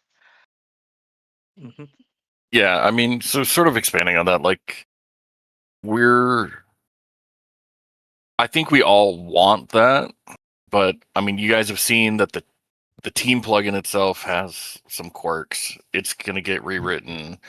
There aren't stats built into everything, and we have to wire it all in together, and there's not a clean way to do that. And so, I mean, Matt and I are both fucking data whores, so we would love. I would love to do it and then put it on a Yeah. website that you guys can access. Like that would be phenomenal. So it's definitely something that we absolutely would love to put in, and it's on our list, but it's just not. Again, it's just sort of like it's a thing that it's going to take a lot of time, and we have other priorities at the moment. But We have enough BRIT spaghetti code in the repo. Thank you. I will tell What was you, it? What was it? It was the okay. So you know how when you go to hub, you spawn at like one of 5 or 6 points in the hub. When you go to raids, there's like 5 points that you can spawn at. Outpost, right? Like there's specific spots you can spawn. Brit wrote three different plugins. it was Three 3 different different plugins plugins. to handle that, by the way. 3. Not just like one that pulls different spawns DB file. 3 that did the exact same thing with different names. And like I'm not a programmer, but Penguin is. And Penguin looked at them for the first time yesterday. And oh god, where is it in the chat? Because it's ridiculous. He gave Matt so much shit for it. And mind you, so this has been in Since the September beginning. 18th, Yeah, 2025. I've known it's there, and it's annoyed me since the beginning. But it was like, yeah, it works. But Penguin just realized it, and he was upset. He was upset. It was something about like a timer, right? And like he checked 3 times. It was like on player spawn, on respawn, and like on transfer, and it like ran the same logic like 3 times on like a timer in each plugin. It was ridiculous. I was there for that. Yeah. He was not happy. But yeah, it's phenomenal. We have enough BRIT spaghetti code in the repo. Thank you very much.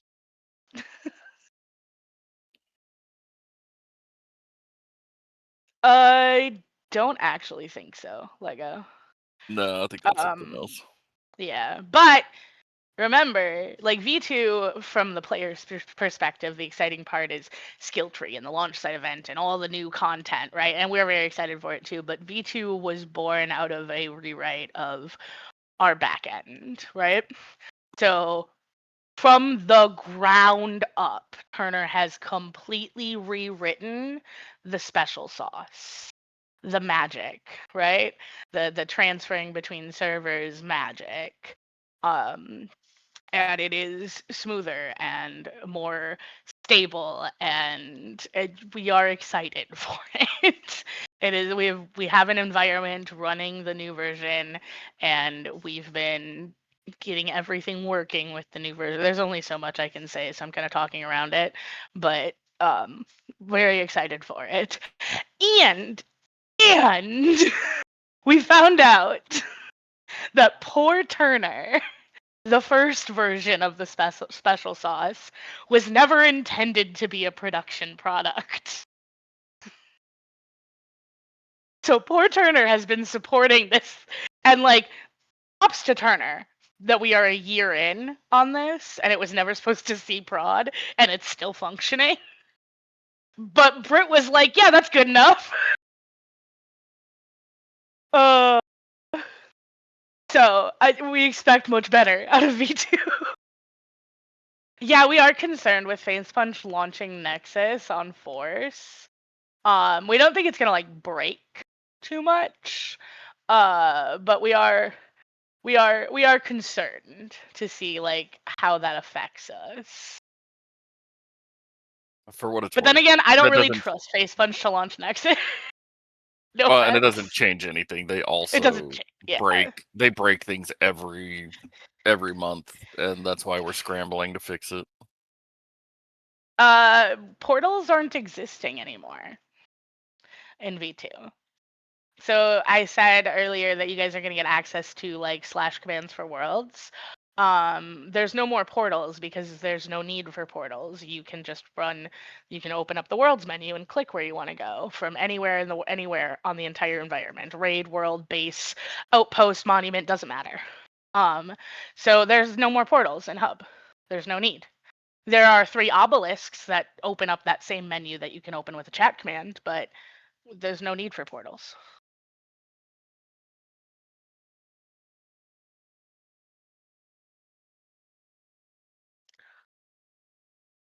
All right. Okay, next. Map All the other votes. mods then, Harold. Sorry, I just saw that.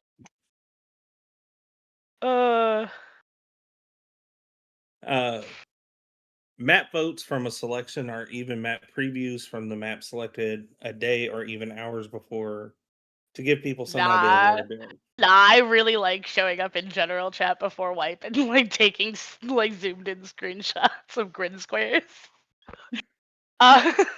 Also, it's not a vote. Our maps, every single wipe are like they take time, and we have one person, one AI map bot who's not a person. He's definitely an AI. And that AI person it builds these maps and like adjusts them and fixes anything that was broken the last time we might have used the map, or builds it from scratch. Like it takes time, and that's what they do. And having them have to put out a like, oh, here's 3 to choose from, or here's 2 to choose from, would like really interrupt the workflow. So no. But previews do go out usually day of wipe in like really trolly ways. So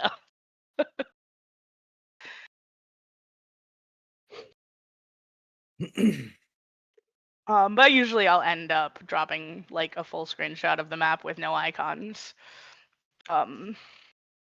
before, like an hour or 2 before wipe. No, still is a VIP perk. White Raven.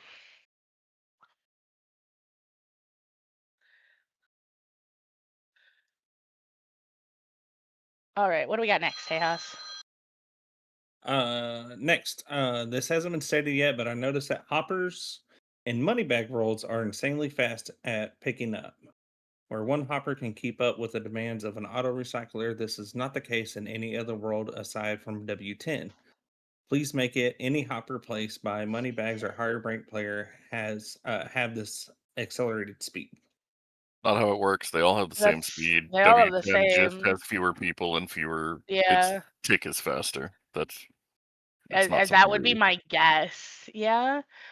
Because there's nothing we've put in place that makes it faster on World 10. Like absolutely nothing. It just, we don't fuck with hoppers. I don't think we fucked with them at all. Right? No, there's no special code. There's no benefit for being on W10. It's just there are fewer people, fewer entities, which means the server runs slightly faster. That's just We're how it removing the casino when we launch V2, which will be an XP wipe, so there'll be no replacing of anything. Nobody will have any perks when we remove it.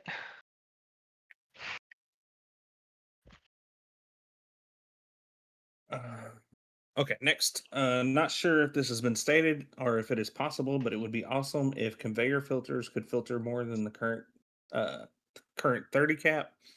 Having to do a buffer box kind of sucks, but if it isn't something that can be changed, he gets that. So I've played with the filter stuff. All right. So conveyors, the menu for conveyors is 100% client side, which means that I have limited ability to modify it.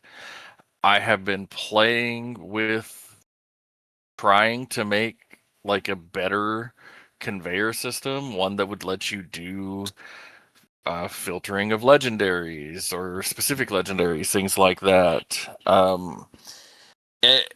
And I have sort of a proof of concept that I've been toying with, but it's not. It doesn't work seamlessly, and I don't want to give you guys like a half-assed product. So that's the honest answer, is that we can kind of do something. It sort of works. There are ways to kind of break it, and so until I can get like something that is really clean and intuitive, we're kind of stuck with what we've got at the moment. So I yeah. Go ahead. Sorry, No, I I want was to just gonna say, yeah. I'm trying. I feel it. I want to do something. I would love for it to. I love the conveyor systems. I want them to be better. I'm just limited in what I can do. I want to kind of do a tangent off of that. So sometimes, especially recently, we've seen a lot of comments on like a content drought, and like honestly, like you're not the only ones prone to thinking that. Like it feels like a content drought to us too. But Crying having mentioned that like he's been playing with this on and off for months, and he's got like a little proof of concept going for it. It's not the only thing that our devs have like sidelined projects that we've been working on, like especially smaller things, right? Because like we don't do a whole content drop just because like we fucked with conveyors. That would be just like in the wipe announcement, like, hey, we did this cool thing.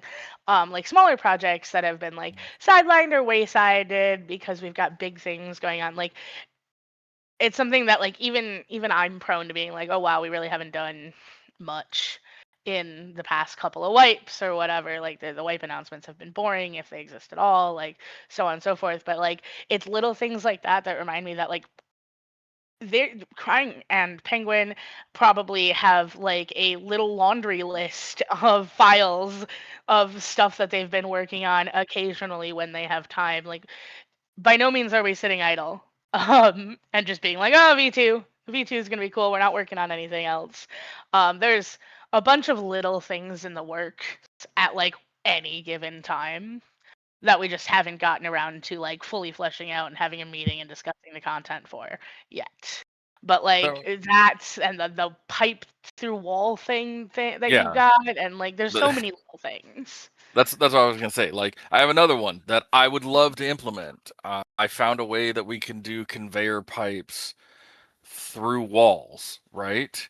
Right. Wouldn't that be And like amazing? we're Everyone PvE, loves so it that. doesn't matter. Like But it only works on some walls, and on some walls you can put it on the hard side, and some walls you can only put it on the soft side. And then if you change to certain walls, it just disappears and breaks, right? So like again, it's if it was working 100%, I would release it so you guys could have it, because I think it's a huge, like it's just such a cool piece of tech to add to it. But it's not working, and so it's now these are all so I'm not solvable gonna give you problems, like but they would take a lot of effort that like needs to be put into the launch site event right now. Like, all right, cool. Sorry, that was super tangential. Nobody was complaining about content, like the lack thereof. I just like I've seen it on and off for a couple of months now, and I wanted to like that reminded me. Anyway, yeah, I mean, the short version is Penguin does a lot of the building for like. I mean, he keeps the service running. Let's just be honest, he does. I just Um, never thought I would see Hosmad tag B George. Like that's not a thing I ever thought I would see. Anyway. but when we get time, we like to build. We build, you know, our pet projects are things that we think would be really cool to add in. It's just that they do often get to like a semi-working state, and then we have to go back to doing the stuff that we actually need to have done. All right. What do we got next, Tejas? Stinkerbell, you're absolutely right. I'm still mad about that. Next, is there a way to add a gather button to ibag like the backpack? Penguin will find your house and he will show up while you're sleeping and he will bring your toes to the ceiling fan.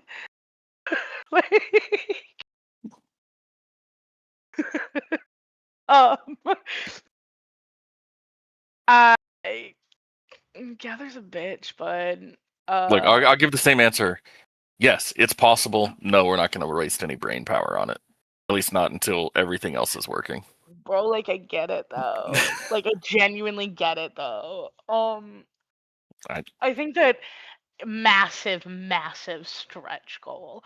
Like if we hit a point where nobody's doing anything and someone's sitting there like, huh, what could I work on? Then I'll suggest it. Okay.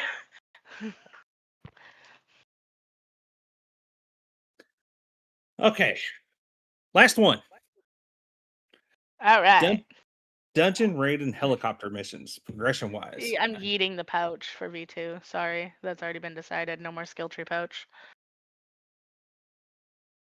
I support that. I think we need to reconsider the number of objectives required to complete each dungeon quest level, tier 1 through tier 5, since all dungeon quests have to have an objective of 10 completions. And it goes on to state that about raids and the helis as well. They're basically just The wanting number it of to where, completions, those are carryover quests, aren't they? yes. No, Yeah. only the tier 5. Okay. I can make objectives carry over.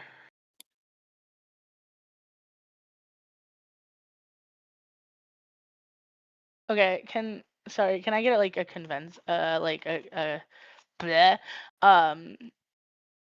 do objectives carry over for the dungeon quests, like the number of easies, the number of mediums, etc. Okay, I can make explicitly objectives carry over so that you only have to do the 40 once per XP wipe. Does that make sense? Your rewards wouldn't carry over, it would be your objectives. So that like you only have to do 10 easies once and then you keep tier 2 unlocked. You only have to do 10 mediums once and then you keep tier 3 unlocked. Oh, never mind. It's already like that. Eclipse says it's already like that. I thought it was. Yeah. Yeah, no, that's what I was like, yeah. You only need to do 10 of each once per XP wipe. That's why it is the way that it is. So that like yes, you have the tiers that you have to do, but like it's once every 6 months, you know?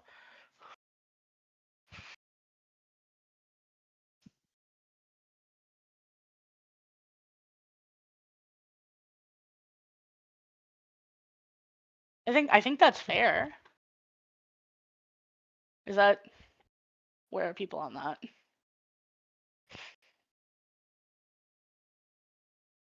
No, I'm pretty sure I did that like a while ago. And that would be the requirements carrying over, not the objectives. So like you can do the quest again, but tier 2 would be unlocked if you've ever done tier 1. You know what I mean?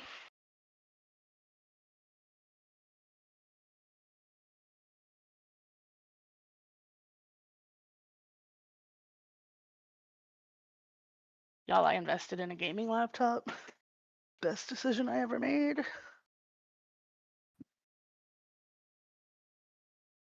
MSI.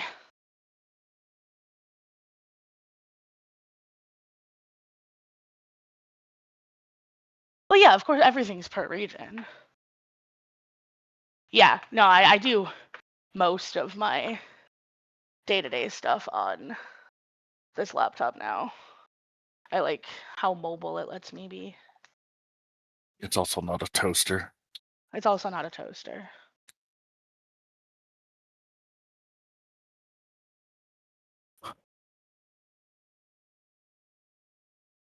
Listen, my computer wasn't a toaster when I built it in 2020.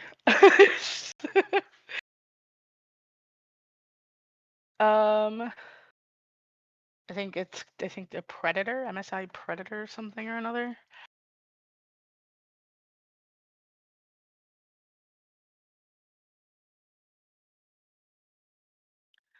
I'm running 5070 Ti and an Intel Ultra 9 290HX. Like it's a good fucking computer. It's a good computer.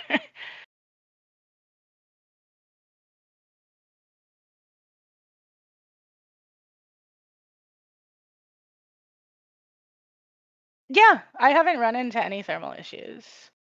I originally bought an Acer one because it was like, I don't know, $400 cheaper. And like I daily drove it for like 3 days and then I ran into an issue where like it fully black screened on me and I couldn't even restart the damn thing. I had to like actually just sit there and let the battery discharge in order to restart it. So I brought it back to Micro Center and exchanged it out for this one, paid the difference, and I am in love with this MSI.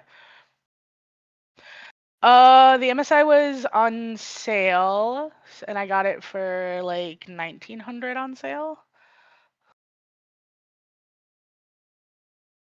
US for those keeping track. Anyway, that's super tangential. I was mostly saying that because I needed to go get the charger, so I picked it up and carried it with me. Yeah, the Acer might have been Predator. I don't like know the name or whatever. So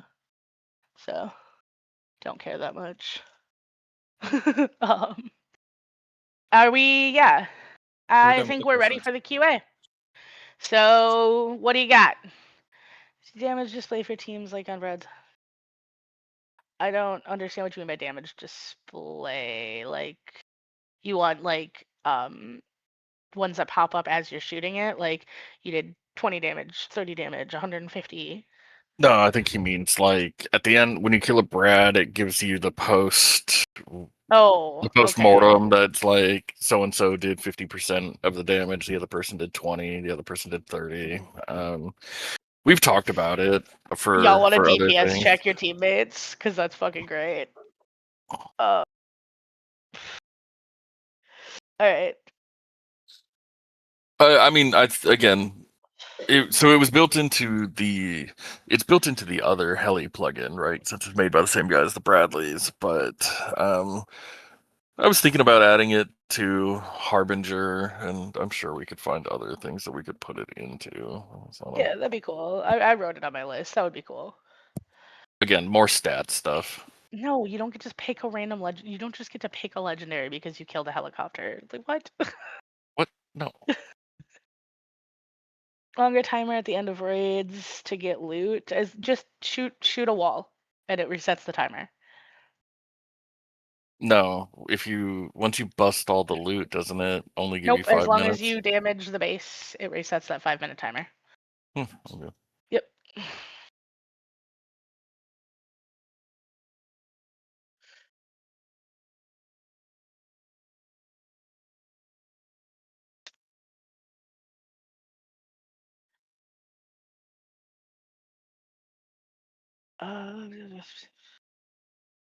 That rank that allows us more entities per. Everyone's getting more entities per TC on V2. Everybody, regardless of VIP, rank, and all of it. Everybody's getting more.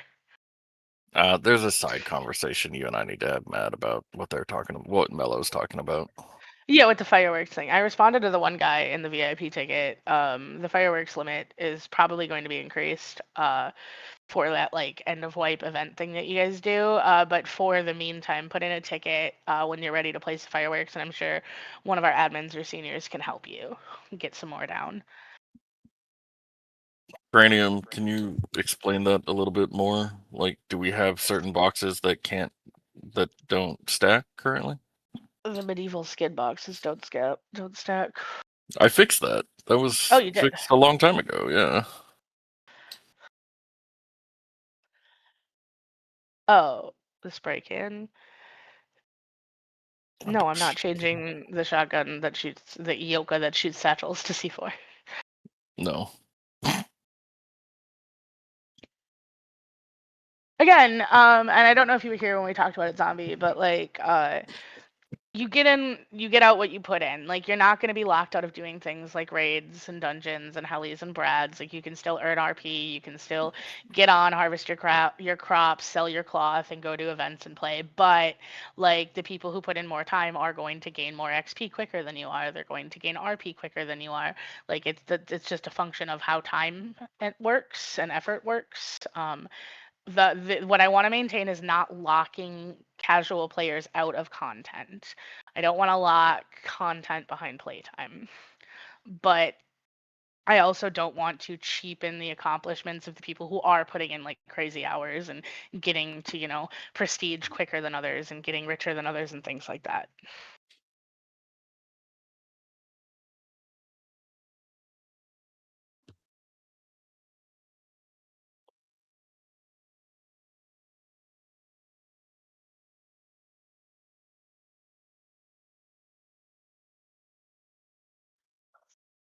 We can talk about the RP for the cluster grudge because, like, I think it's a cute idea. Like, I do, but like the way it was implemented is just kind of silly.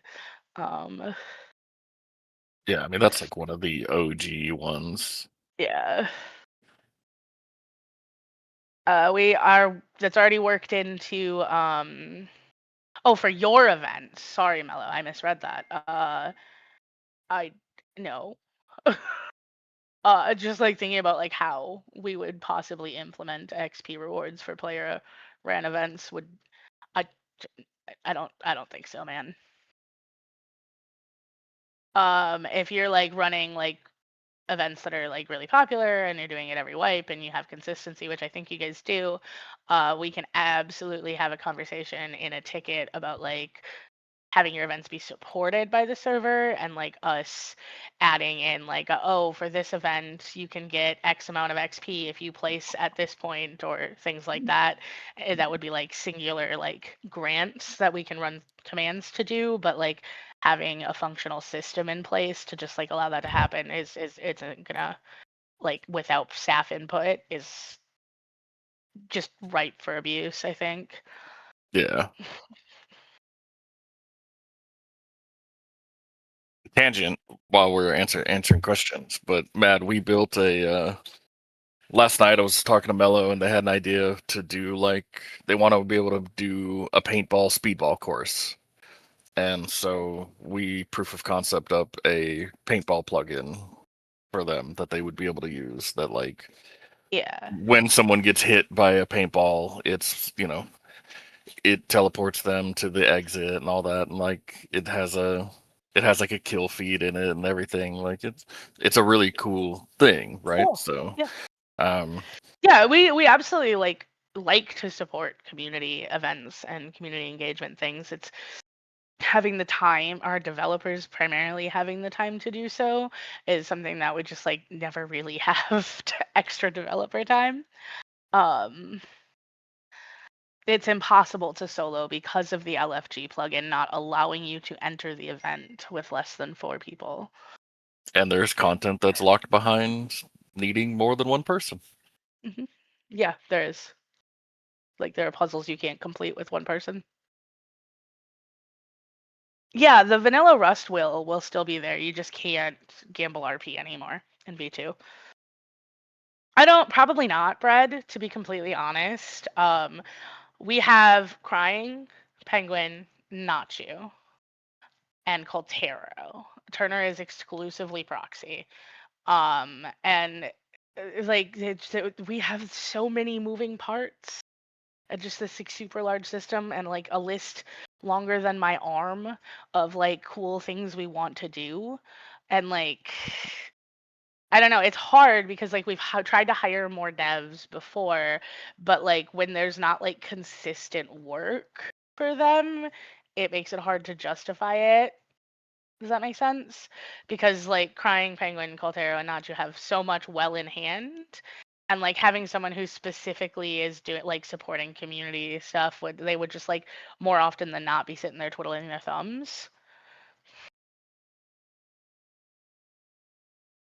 And there's a Plus, balance like, there. yeah, the amount of time that it takes to train a new dev on our systems and for them to build the trust to have access to our repo, and like so many of the people who apply at the dev level are not bad devs by any means, but like they don't have Rust specific experience first and foremost, or if they do have Rust specific experience, our ecosystem is so far outside of the norm and our collaborative style is so far outside of the norm that we end up finding people tend not to fit in, or they tend to kind of fall behind on like learning our systems.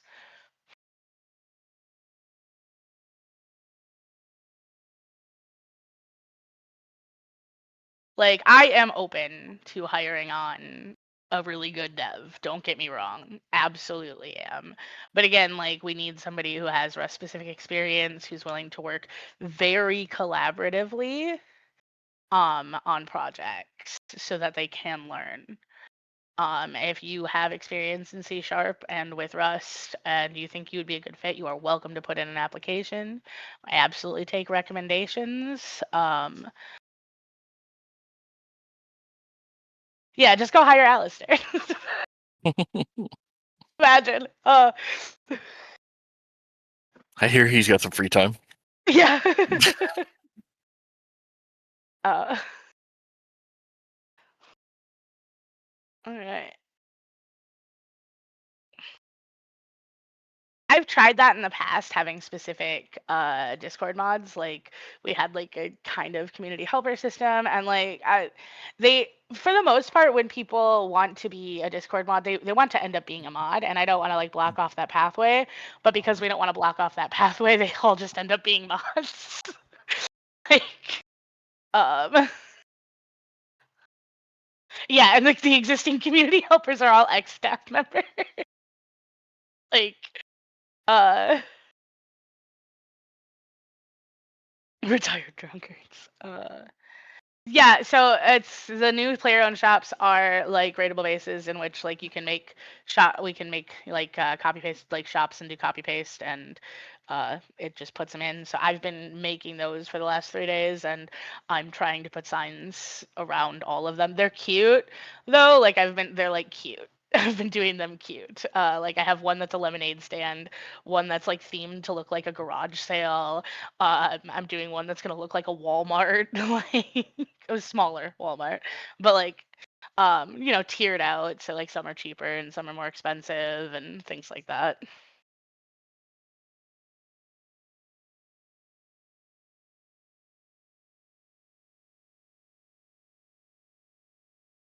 Everybody who joins our team comes in through the same stream, and it's the one application for everybody, whether you're trying to join the mod team, the development team, whatever.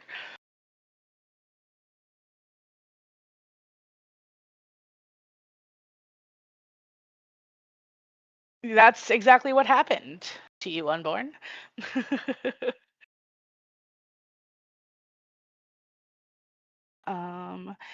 So when we hire, right, we like go into like hiring mode, right? We make a decision like, oh, we're gonna bring on new people, which we're probably gonna do for V2. I'll go in to our website where we store the applications, and I'll pick a time frame. Which is usually like 2 to 3 months. Because what I've found when I've gone through all of them is that the people who put in an application more than 3 months ago are more often than not playing on the server anymore. And I'm not gonna like reach out to interview someone who hasn't been on our server in like a month and a half. You know what I mean? But yeah, if it's 3 months is about as far as I'll go back on applications. And we try, when we do hire, everything gets looked at, and if you don't make it to the next cut, which is like the interview cut, those applications get yeeted. They get deleted so that we don't end up looking at you again next time we're hiring. And here's the thing, if you didn't make the interview cut, it's because there was something about your Steam profile, your Discord profile, or your application that you're not going to fit. It's either broke our requirements, or your, something about the way you put in your application, something like that. We'll keep around applications of people who look like they're going to be a good fit but didn't make the cut for interview. But if you, we filter through like playtime on our servers, some other stuff I can't talk about. If you have, if I look at your battle metrics history on our servers and you're just a trolly piece of shit who's constantly negging chat and like being obnoxious, I'm not even gonna talk to you about an interview. Like, that's why Chronic's not on the team. No, I'm kidding. I just saw him. I just saw him. It was good timing.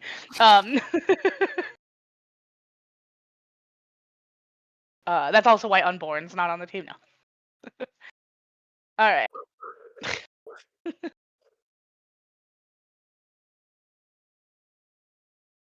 All right. What do we got? I'm still looking for questions. Someone said something about bar stools. Bar stools are chairs, though, bud. Like, they are. But I Yeah. understand what you're saying. Like, you want to create a bar with the bar pack, and like you need a lot more than like 6 chairs in a bar. Totally understand. That will be something that's looked at with the limits for V2.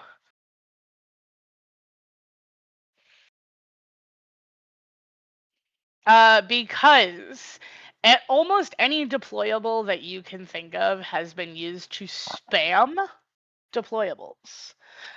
Fucking true. No, that's why there's a limit in the first place, Richard. I did increase the Pookie Bear limit, remember?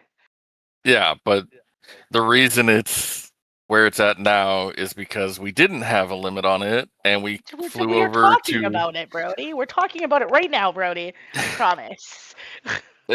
We flew over a base that had, I shit you not, I think it was somewhere around 800 Pookie Bears. It surrounded the base. It surrounded the inside of the base. It was fucking everywhere. And I'm not gonna do a wipe achievement for a DLC item, Mata. That just feels icky.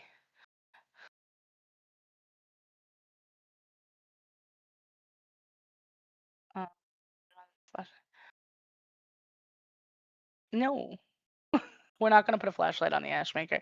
There are things that limit your ability to be God, and they're there for a reason.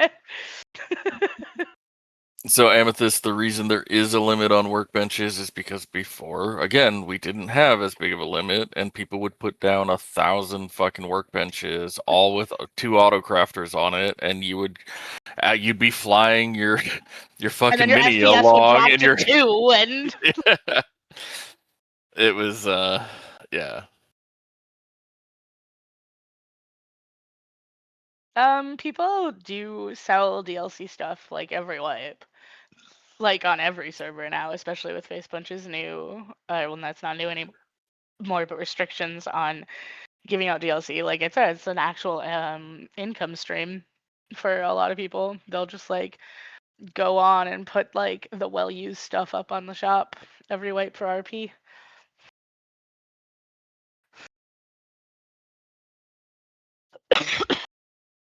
I'll never forget like those people. Like, there was a group of people who had like they were buying workbenches from other players to place in their base and set up a mega factory.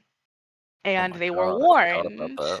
right? They were warned in chat like that's sharing limits. It's against the rules, and they didn't take them down. So like the entire team got like a 1-day ban for exploiting, and then they were in tickets. It turns out the people who got warned on the team didn't tell the rest of the team. Like there was a bunch of stuff going on, but there was one person in particular who had got the warning and who was very, very upset about the rule and about the ban, and they went around for the rest of wipe telling everybody and their brother that the admins don't know what they're doing, they don't know what they're talking about. I'm going to set one up on every world next wipe just at our limits, and then I'll have even more. And I'm like, that's the point.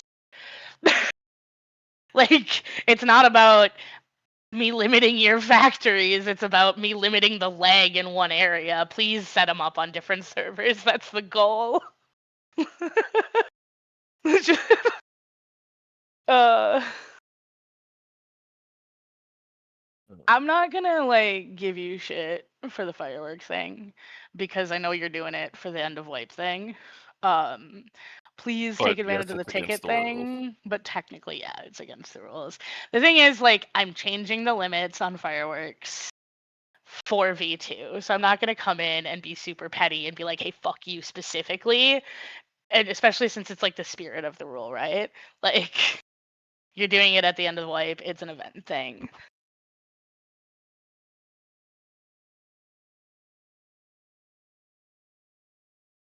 Can I also say, as far as us setting up fireworks for seniors and them, like I will look at people's stuff as long as you're not going to have them all go off at once. Which they I have a can't. story about this, Mm. actually. So pre the servers, I was on, I think it was Rustified US Small Low Pop, and I had been running a solo wipe on there. And somebody said in chat towards the end of the wipe, like giving away a base or what. Anyway, he gave me his base and it was like obscenely loaded, like just boxes, like 4 boxes of rockets. It was crazy. And so I called the boys and we went on a raid spree, right? And we're going around and we see that somebody built a barn. And like, this is PvP vanilla, right? Somebody built a barn. And we're like, well, we have to raid the big yellow barn, right? Like, we have to. And so we started raiding it. Turns out the guy was online. His name is Daz. He's cool. He came out to talk to us. Like, he was super chill, right? Like, we were absolutely the bad guys. Like, 6 dudes full kitted. Like, we were the bad guys, right? And he comes out to talk to us and he shows us inside the barn. He had farmed on vanilla on vanilla solo pacifist. That's his whole thing. He doesn't do any PvP. And he had farmed like he had 6 loot rooms in the barn, and this was post barrels, so there were like 1, 2, 3, 4, 5, 6 large boxes and 4 small boxes per loot room of potatoes. 6 loot rooms. Just all potato. And the server was so laggy that day, right? Like it was so laggy. And we go around back of his barn, and again, he's a pacifist, so he's been collecting like sulfur and gunpowder. He had boxes of gunpowder that he'd never used, so he turned it all into fireworks. And he placed just like square foundations as far as the eye could see of fireworks. And Face Punch Rust has a built-in limit with fireworks of like only so many can go off at once. No, it's fireworks. It's not off topic. We're talking about fireworks, but only so many can go off at once to prevent server lag. And he had set them all up with igniters on a button, right? So they would all go off at once. And they didn't go off because it hit that limit, but it kept sending. It was causing so much fucking lag. So we shot instant rockets at all these fireworks. It went on for, I shit you not, like 3 hours straight of fireworks on a vanilla server. Oh, it was phenomenal. But yeah, there's a reason fireworks are limited because of that. They cause so much lag.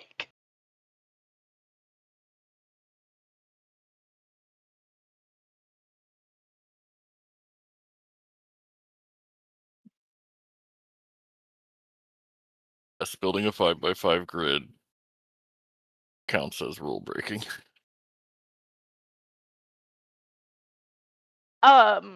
Worlds V2 launch is scheduled for September 3rd, pending.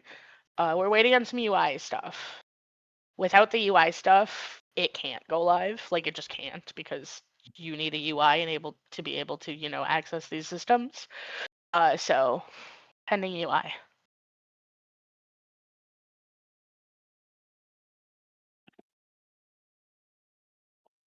Richard, that seems like such a gummy money grab. It does.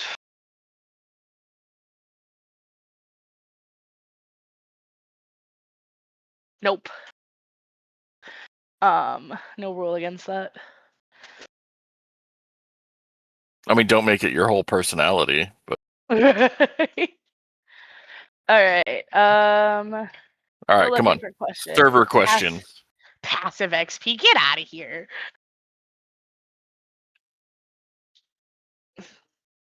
Somebody build a barn, please. No hidden pirate loot. We have a treasure hunt plugin that has literally been being worked on and off for a very long time. It will eventually see the light of day, I promise.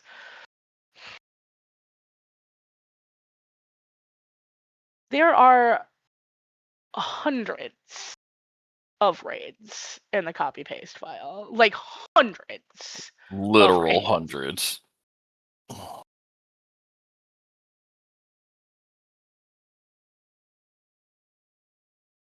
Data raidable bases. No, it's copy paste. That's where they all are, right? Yeah. Make fishing and hub an event. Look, fishing is like the redheaded stepchild. it deserves some love. It's just not getting It's gonna it right get now. some love, just not right now. Yeah.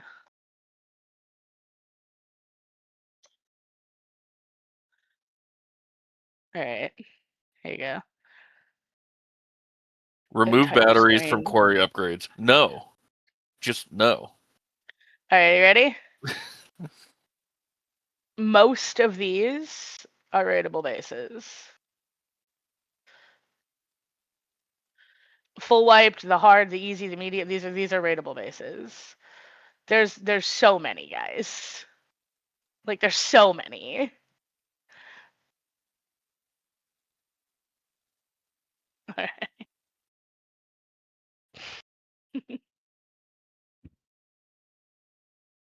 Can we add Chippy to the in-game shop? I don't think Facebook ever sold it. It's such a lag generator. It Like we is, but could, it's but already it's limited. It's limited. yeah.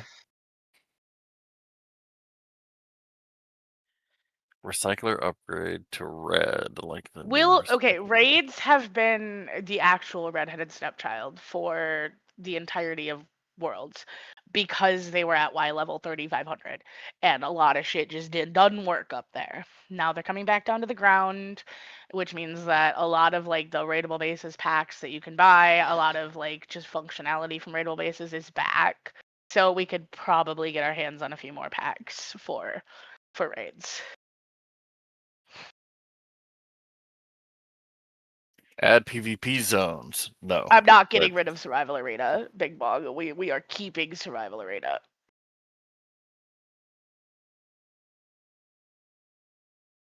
PvP areas has been a topic since the beginning of these servers.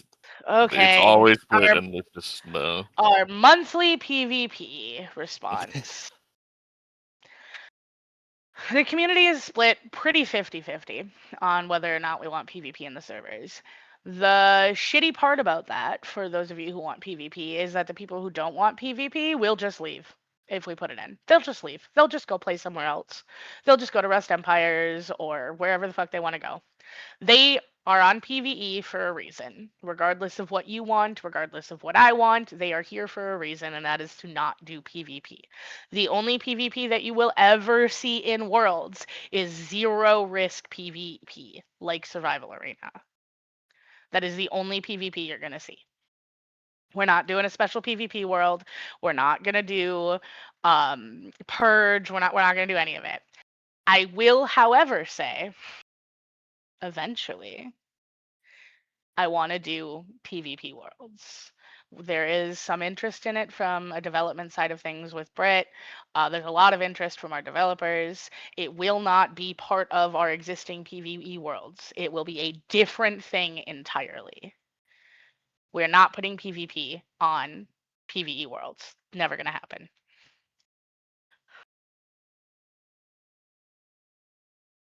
Can we do raid the admin again? Yeah, I want to do one soon, but V2 launch obviously needs to take priority before we do another one. Maybe. I'll put it this way.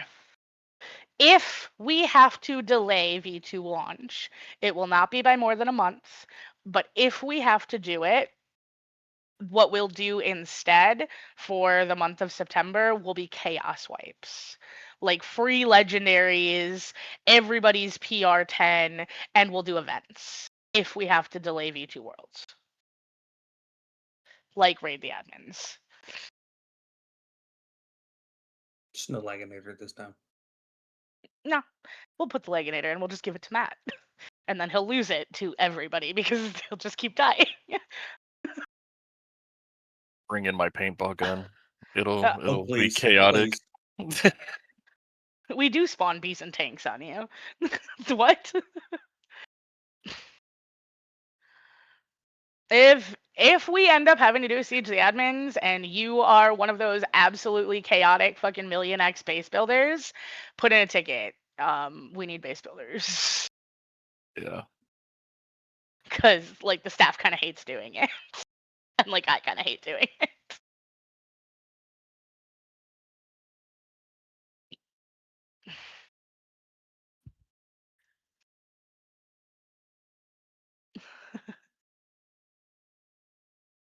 not hard. It's just annoying.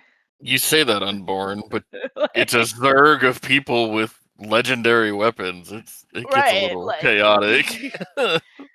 and like finding the balance between building a base that's not gonna make it a leg fest, an unbearable leg fest. It's still gonna be a leg fest, and also not gonna get wiped out in 3 seconds is genuinely not easy.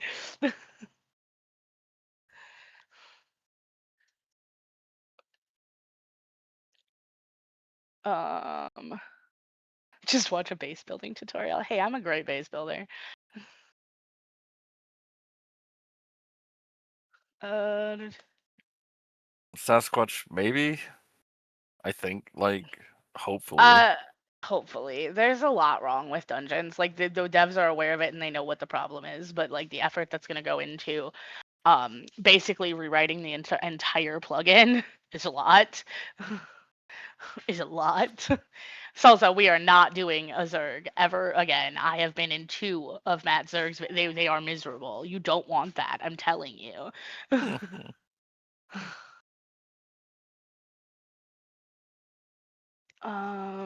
It.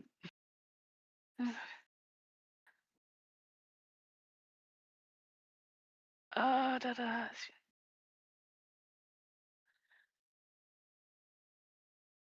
The red error message when you teleport or when you transfer?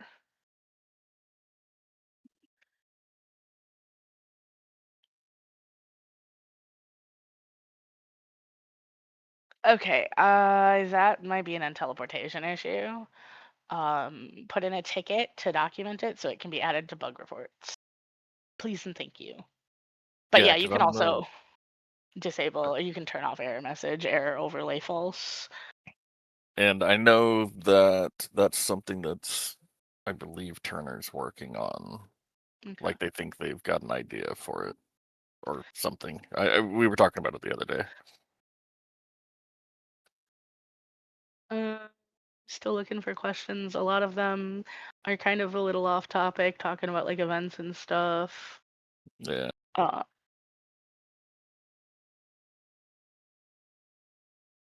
Oh, should we scare Nacho? Drag him up here? No, that's too mean even for me. No, but I could show off player-owned shops. Oh, yeah. Be a little forewarned. So I did a lot of DLC, like just DLC building skins and things like that in these shops. And because of something we're doing for testing with V2, DLC is turned off. So like some of the bases might not load properly, but I'll kind of show you what it looks like.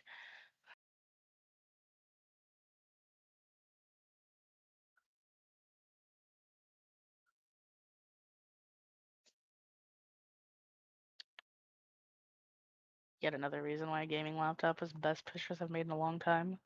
Just like open a roast. It's the number of the beast, right? Yeah. Yeah. All right.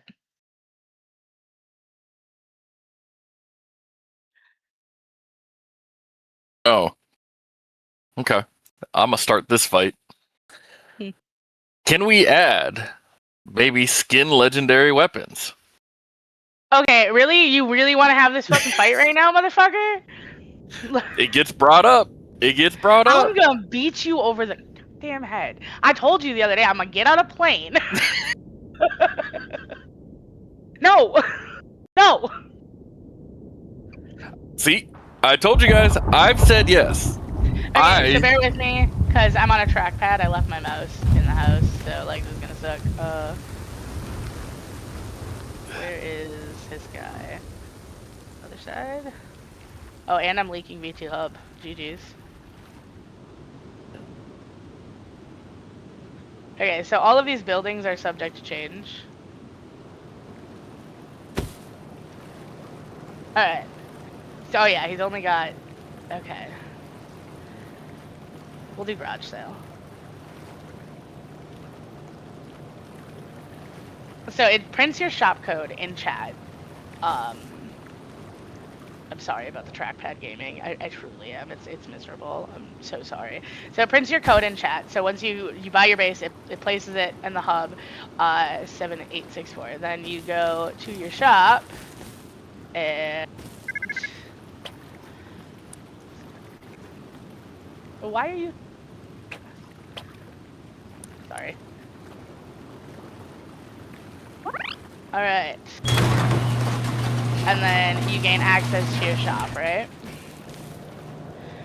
Garage sale is cute. I like it. Anyway. I can't see chat, so everybody could be like, this is terrible, and I have no idea. Oh, they're talking about code rating everything? No? Oh, yeah. Okay. So, you don't actually get access to the TC. The actual upkeep is in there. You don't have to worry about it. But you rent your shop. So this menu will pop up on the TC. This is how you pay for your rent, things like that. So you add however many hours, you pay. Now I've rented it for 8 hours, like prepaid. It's not going to go away. You can make sure that that's all set up before you go to bed. And then... Okay. So say I want to sell this stuff, right? So all I have to do is put my legendaries or whatever I want to sell in my vending machine. And then I'll go around, fucking trackpad gaming, and you can set up what you're selling it for in here. So none of those are listed for sale yet. They're not showing on the map or anything. So you go into this, it pulls up another custom UI. The UIs aren't finalized yet. And then you set the RP, right, that you want it to sell for. And it'll go green, showing that it's listed.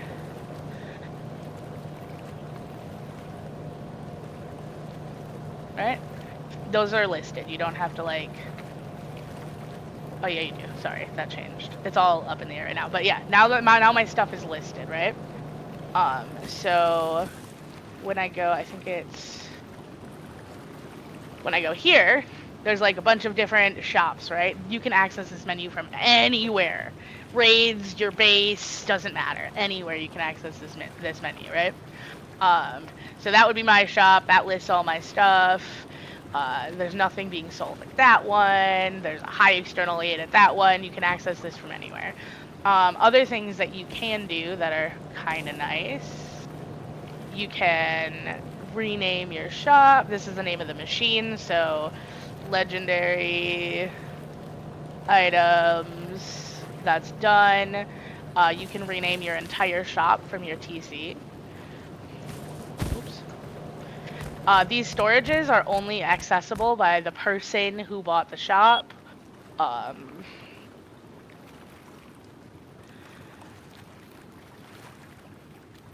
There, that shop. Now when I go to here, now it'll say that.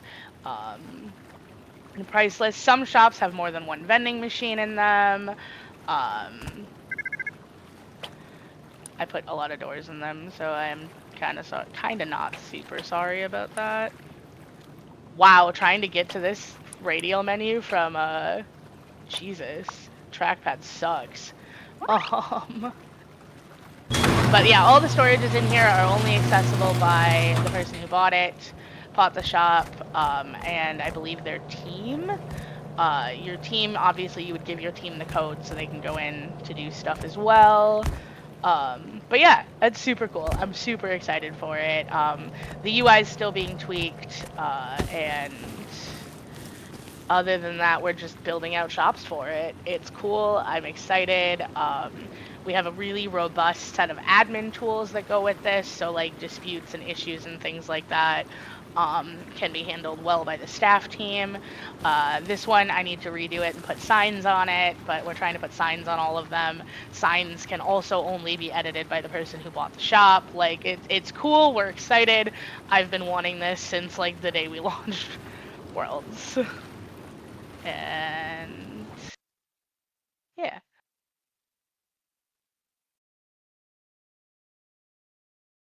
So shops can, first of all, we don't issue a lot of like permanent bans mid-wipe, except for people who are like obnoxious and racist and whatnot. But shops can be removed by admins with tickets and things like that. We don't have anything automated in place.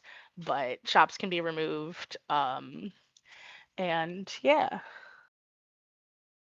I'm unsure if you'll be able to skin things in the shop. No, I think right now the only currency that's accepted is RP.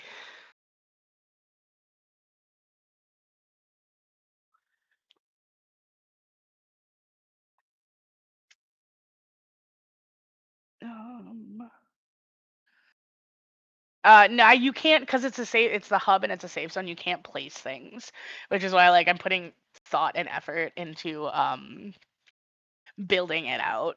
So it has like signs and like stuff, so that it's not just like an empty building with a vending machine. The role playability. Man, let's do it live. No. What? Let's do it live. You need to upgrade Nacho to a dev in the. He's not? Oh no. And I can't add him for some reason. Okay. I wanted to answer this. I'm gonna answer it while I'm doing that. So hold on. So I wanted to talk to Nacho about. So there's a button when you open up the menu on Worlds that'll take you to the hub. I kind of want to add a button that'll teleport you directly to the vending machine with your items. You would search for what you want in that menu, find the purchase you want to make, and like be able to press a button that'll take you to that location where it is. Where's Nachi? There he is. Oh my god, he's not just not roll. Like he's just not rolled. Like he has no rolls.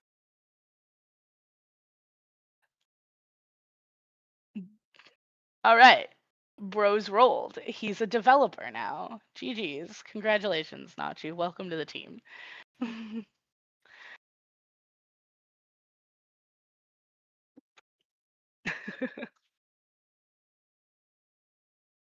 We did it live.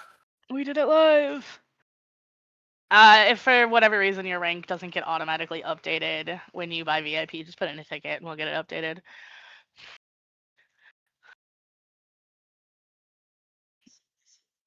All right. Beautiful. Do we have any other like super pressing questions? Like the chat just seems to be vibing and chilling now.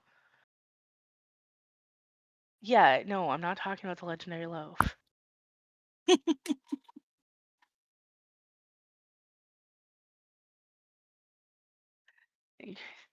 just blanket increase stack size. No, we looked at stack sizes recently, and we're happy with where they are.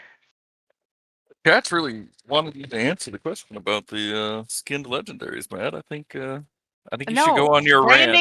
Branding is fucking important, okay? Legendary items are one of the biggest draw points for our servers. They're one of the biggest things we market on, and branding is important. All of the legendaries, like being visually identifiable, is important. I know what the poll is going to say. The poll is going to say, let me skin my legendaries. I don't care what the poll is going to say. Branding is important. I want them to be visually identifiable. I want somebody to put up a YouTube video playing on a PvE server and somebody to be able to look at an Ash Maker and be like, oh my god, that's BRIT server. Like, that's what I want. Because there are not supported skins for revolvers or for blowpipes, so no skin on that. That's why you have an icon instead of an actual like visual skin. There you go, boys. That's the answer I get every time I ask. All right. Watching for questions.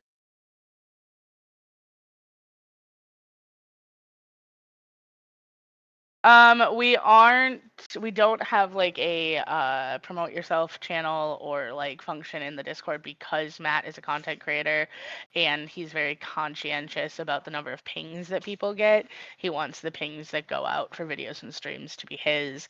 We do, however, support content creators making content on the server, and if you put in a ticket, we will do our best to support you in any way possible. Stream sniping is against the rules, things like that.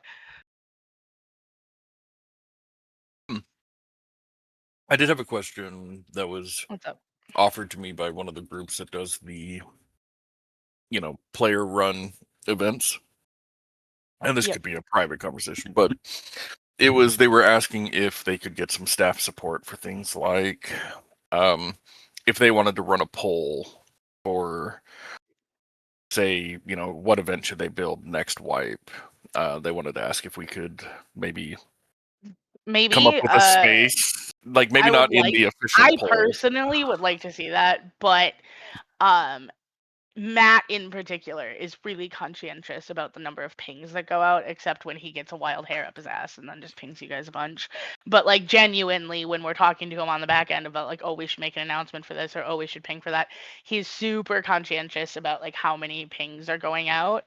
I would rather have them here Well, and so that's what I in this mean. Discord server than in their own Discord. Yeah, Well, I'd he's like saying to. a channel, a special Oh channel, yeah, not their own yeah. Discord. Yeah, maybe. I had to talk. Again, I had to talk to Matt about it. But like, if you have to opt in for the pings, maybe. Right. We Or talked maybe it's about just that. The something we player to don't player do over trades are before. going away, but the server cell is going to be there.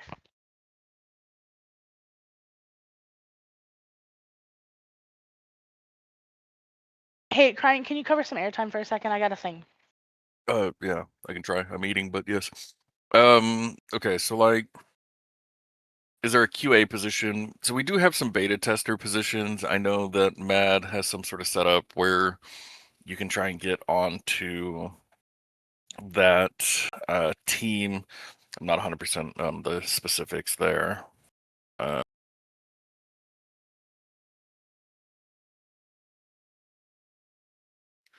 What's going to happen with the stock market? I think the stock market's staying the same at the moment, despite my best efforts to nerf it into the ground. I believe it'll be exactly the same. Yeah, so server cell is still going to be there, like the stock market, like the price is fluctuating and how much cloth is worth, scrap is worth, things like that. It's still going to be the same. Sorry, I'm talking really fast. We're selling a boat, and there's a whole conversation going on like next to me. It's just the player to player trades that. Yeah, single stock market. Here's the thing. You might want a single stock market. Not everybody does. And I'm not entirely sure that you have the majority either. So being able to play different pricing against itself on different worlds and things like that is like genuinely a cool feature, like genuinely, and something that we're interested in preserving. So It also means that you're going to have fewer opportunities to sell your wares for a high price, because if it's a single stock market, then once an hour or that's not once what the every 3 stock market hours. is. Sorry, there's a miscommunication happening. Oh. Yeah, no, you're gonna have to go to the hub for player to player trading. Okay. Yeah. We're trying to make getting there as easy as possible. You do not have to go to Outpost and go through a portal. You don't have to even run a command. There's a button on the menu.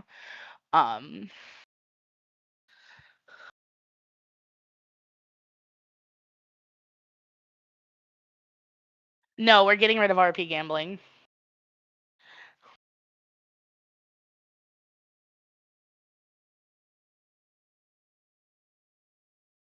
Sorry, man.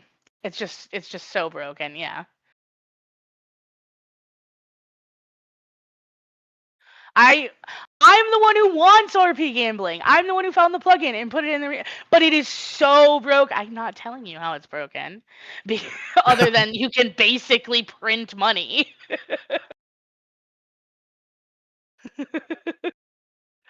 Okay, Brett had one that I think we've talked about, man. Or there's ideas that we've gone through where like with the addition of the dynamically changing /sell due to supply and demand, I think it'd be sick if each world had its own buffs and nerfs. For example, World 2 could be the farmer's world, and then but there's like crops grow faster, but there's fewer nodes. So I don't necessarily like the exact implementation that he's suggesting. I like but the idea of rotating and rolling buffs that are different on each world, but like having World 2 set to be like, oh, this is where you sell crops, and like World 4 is where you sell materials. Like, no, probably not. But like rotating and rolling buffs might be cool. We've tossed around the idea of things like a world that's a little more flat, that has more nodes and things like that. Not for release, but we've we've talked about some of the specialized worlds. Oh before. yeah, but that would be like with specialized trees and specialized like that's yeah, I'm pretty sure the mining thing is happening in some way, shape, or form for V2 launch, but I can't really speak on that quite yet. Yeah. So I wanted to address that one because, like, yeah, that the idea is being tossed around a bit, something like that. Because of the way our backend works, Green, that's probably not happening. But crying is bigger brain than me on that, so. So, what was the question? I know this has been answered with the game shop API, but will there be a server status API in the future, like when World 2 goes down and things like that?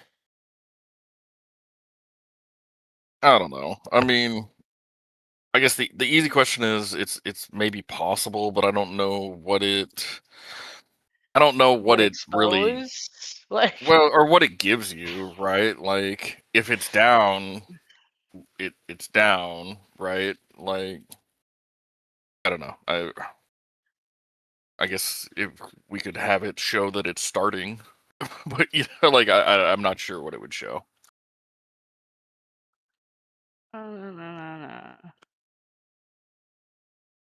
no PvP. I'm so sorry, but listen, I'm a PvP player. Truly, I would love it, but no. Like the amount of players that would genuinely just never come back is not a hit we're willing to take.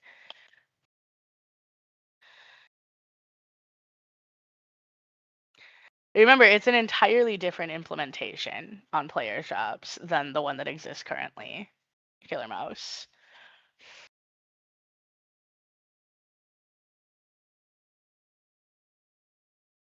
Okay, Ozone's question, I don't hate, but the idea is that we're limiting people to doing Bradleys in a certain spot, but we're not limiting who can get in there.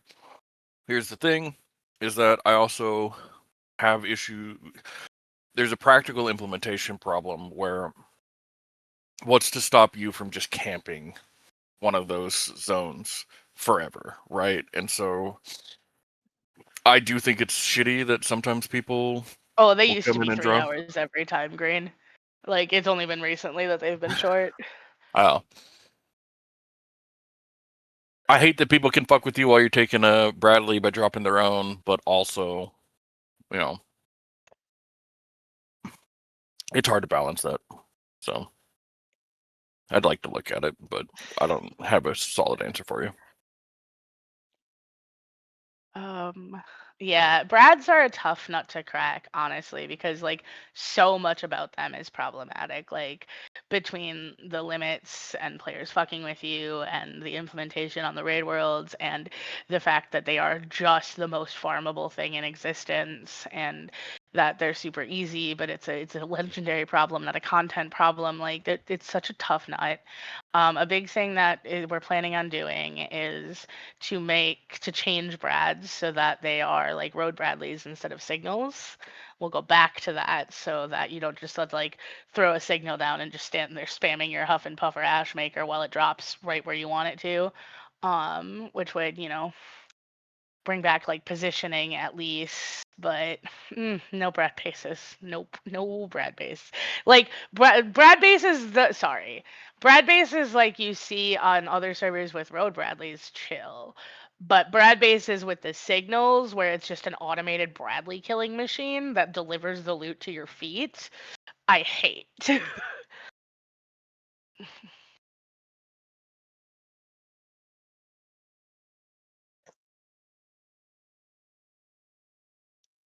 Trades are again a nightmare because it just becomes a race to grab land next to the track and place down turrets. Like it's such a cool concept for an event, but it becomes farmed by the same group over and over again because they got the plot of land closest to the spawn, you know? So I see people talking about Brad bases. I want you guys to know, I loved the Brad bases until you guys just started spamming auto turrets, hoppers, one-way windows that the Bradley couldn't see you. Like, it just ended up being such a stupid concept that, like, we had to take it away from you guys. You're not supposed to be invincible in the game. There should be some risk, and you took all the risk out of it, and so no more fun for you guys. Don't be Stop. wrong. We fundamentally understand that that's the game, right? We make cool stuff. You guys find ways to exploit it. We patch exploits, and it just goes on like that, right? Fundamentally, we understand that's the game, but this is the part of the consequences for that is like you guys found a way to like suck all of the challenge out of it. Now we need to put challenge into it. Yeah. Like, there's nothing wrong with the fact that you guys are in like fucking ingenuitive and like you come up with cool things and you find ways to break things like that's genuinely cool. I don't think ingenuitive is a word. But, but like yeah, it's a back and forth, right? No, everyone can be creative. You just got to understand the consequences of it is if it gets too much if you get to the point where you're no longer playing the game, then we got to remove it. Yeah, and it's ingenuity is the word that I know. Ingenuitive, I do not think is a word. Yeah, it's about that back and forth, right? And that's fundamentally how every game works. Like the devs make a thing, and the community breaks a thing and finds an exploit, and it gets patched, and you just go round and round and round. And it's a balance of ensuring the game is continues to be fun and like having player retention. Again, if you can do everything easily all of the time for free, you're gonna go find something else to play. Yeah. I'm a penetration tester in my real life job. I like finding exploits to things. I also then patch them later on. So I get both. I get both sides of it, right? Like I like breaking things, but Genius. it has to get fixed.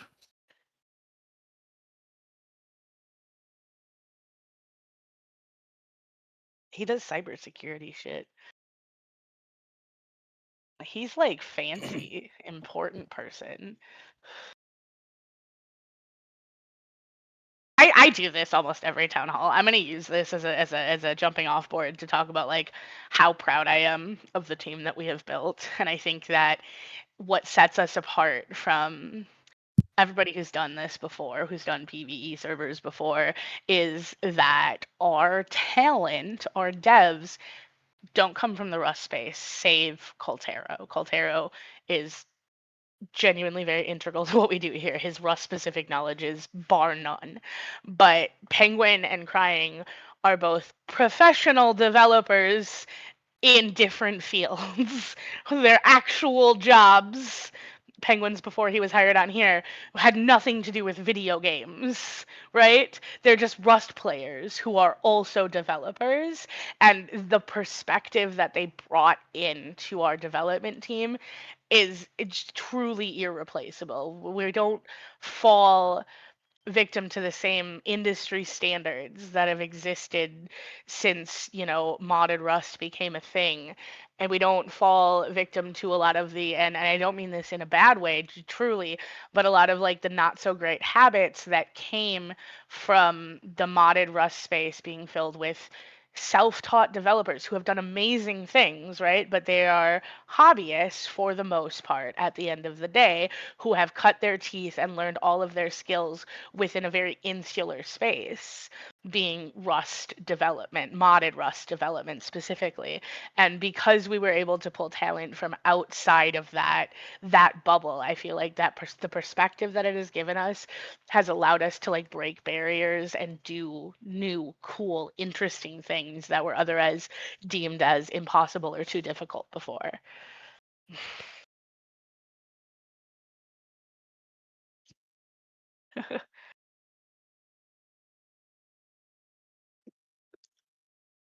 I don't know. I think it's fine. I don't know. I know not yes. Here's the deal. We talked about this the other day, right? First and foremost, one thing I like have an actual hard stance on is if they're not online and their turrets are killing the fucking scientists, that's anybody's loot, bro. Like if you're not actively doing the event and you're just making it easy for other people, anybody can take that loot. That's free. I don't give a shit. Like,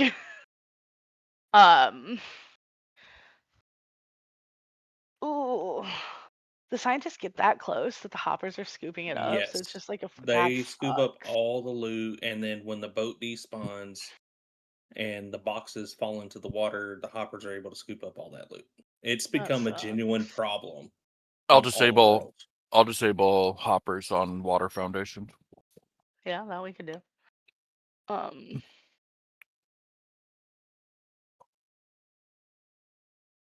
Yeah, someone is stealing the loot from my turret base at oil rig. Yeah, that's fucking crazy shit. Hmm.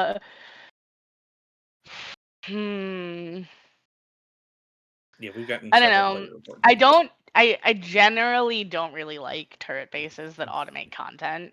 And I feel like it would be hypocritical of us to be like no trains because turret bases automate content, and we fucked with Bradley's because Bradley bases automated content, and also yeah, okay, you can put turrets outside oil rig. I feel like that's hypocritical. So honestly, we probably I mean, we should could extend the probably build radius for. do something about that. I don't want to just sit here and make a broad rule in the middle of a town hall. So you're gonna have to wait for guidance to come out on this one. We need to have a conversation with leadership about how we're going to deal with that, if that makes sense. Yeah, but is it going to be a moderation problem? Are we going to, is it going to be a plugin like development server side issue? Like, are we going to just delete hoppers? Are we going to change the way turrets work? Are we going to extend the build radius on oil rig? Are we going to make it a moderatable issue where the moderators go in and delete bases full of loot? Like, how we implement doing something about this needs to be a conversation. I can't just sit here and make a broad no, you can't do it. The mods are going to go delete all your shit right now rule. That's not fair to anybody. So give us a No. little bit of time and we'll come up with some sort of solution soon. Probably before what?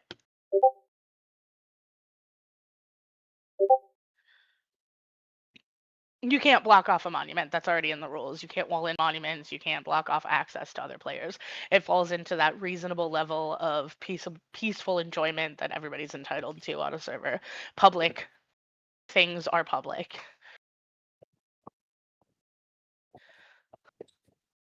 Impress me, genuinely. We don't have a standardized pathway to beta testers right now because it's super fucking annoying to put a lot of effort and work into a testing brief and then have people who come on and don't test or test poorly or who don't read the brief or who just aren't the right fit for being a beta tester. So eventually we will have a pathway for it. Right now, all testing for V2 is going to be limited to staff for the time being anyway, so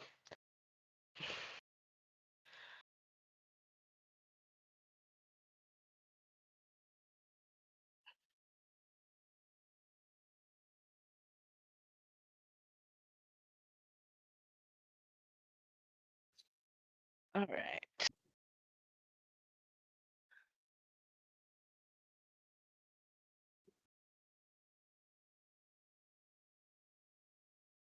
Absolutely, testing something is not the same as playing something.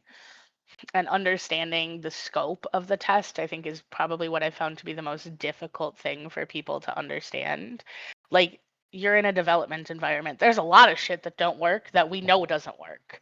So when we provide a testing brief, that there's a scope to that, and I don't really want to hear about things outside the scope. It muddies the water. It increases development time for things to get done, and that's Or it's just annoying when someone's, right. you're here to test out a Bradley. Why can't I build such and such? Because that's not anything that you're supposed to be doing. Right. All right. How many hours are we at now? 3. For fuck's sake.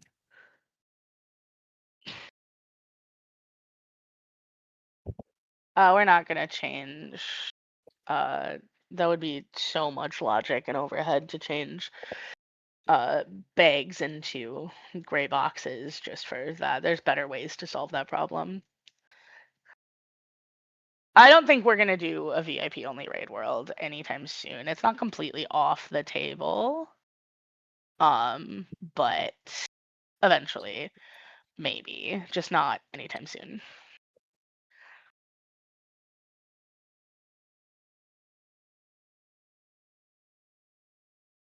Like for a base, Sisu, like your clan can buy an island to own.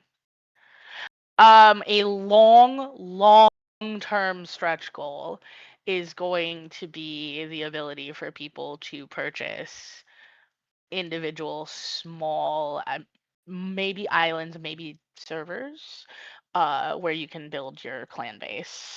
But that is not for a long time.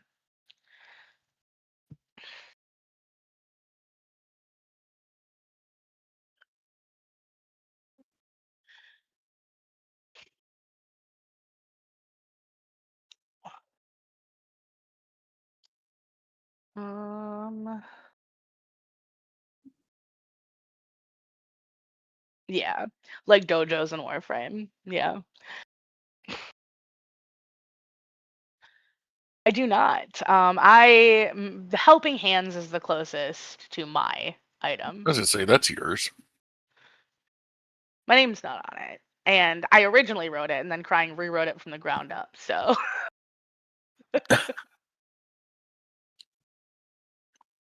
Thank you. It took a long time for that opinion to catch on. Really did. For no reason too. Like super useful item. I made it to be like a gear set breaker for Impact. Like that was the goal, was to make something that would convince you it's better than Impact gloves to wear.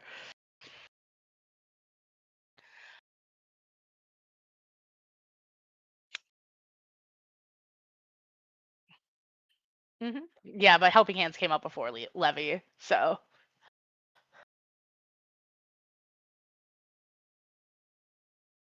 All right. And I think it's a little known fact now because it's been a while, but I made the skin for that one, and I'm proud of that because I'd never made a skin before.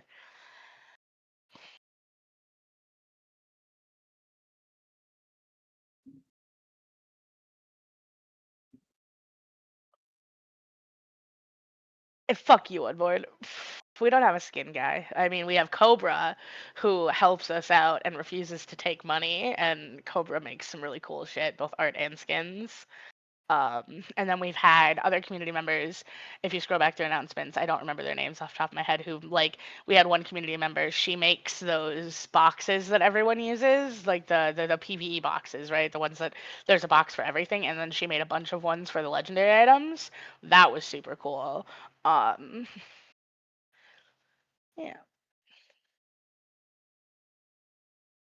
Seriously, W Cobra though. Real. Cobra's art features pretty heavily in the new launch site event. We've tried to hire like a skin maker.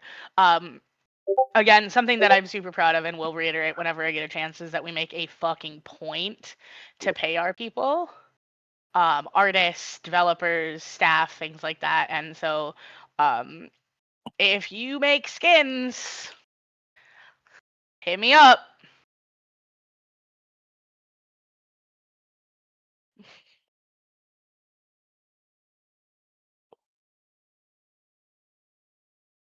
It's making skins is one of those things where it's like the barrier of entry is really low.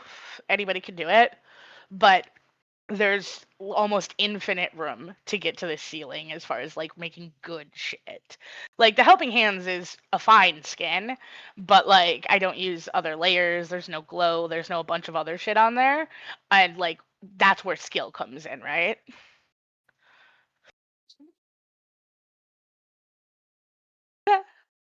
Penguins emerge from his cave. Oh no.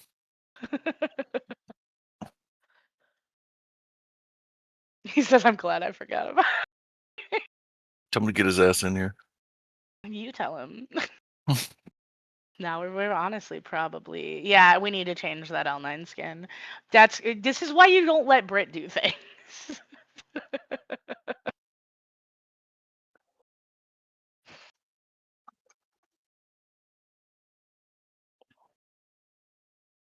It feels like this is wrapping up at this point. Honestly, I'm really hungry, and Nacho wants me to do a redesign look on that UI for player-owned shops. So I think that's it, guys. We'll see you next month. Seriously, thanks everybody for showing up. Truly, it's so great to see the turnout every month and you guys putting in suggestions in the thread. It is a big part of what keeps this community interesting and keeps us humble and honest. And we do So. read them. We do respond to them. You know, we do appreciate all the input. All right, everybody, have a great rest of your wipe. Maybe custom gun for the M14. I haven't played with that yet. All right, have a great rest of your wipe. We'll see you later. Bye, See ya. guys.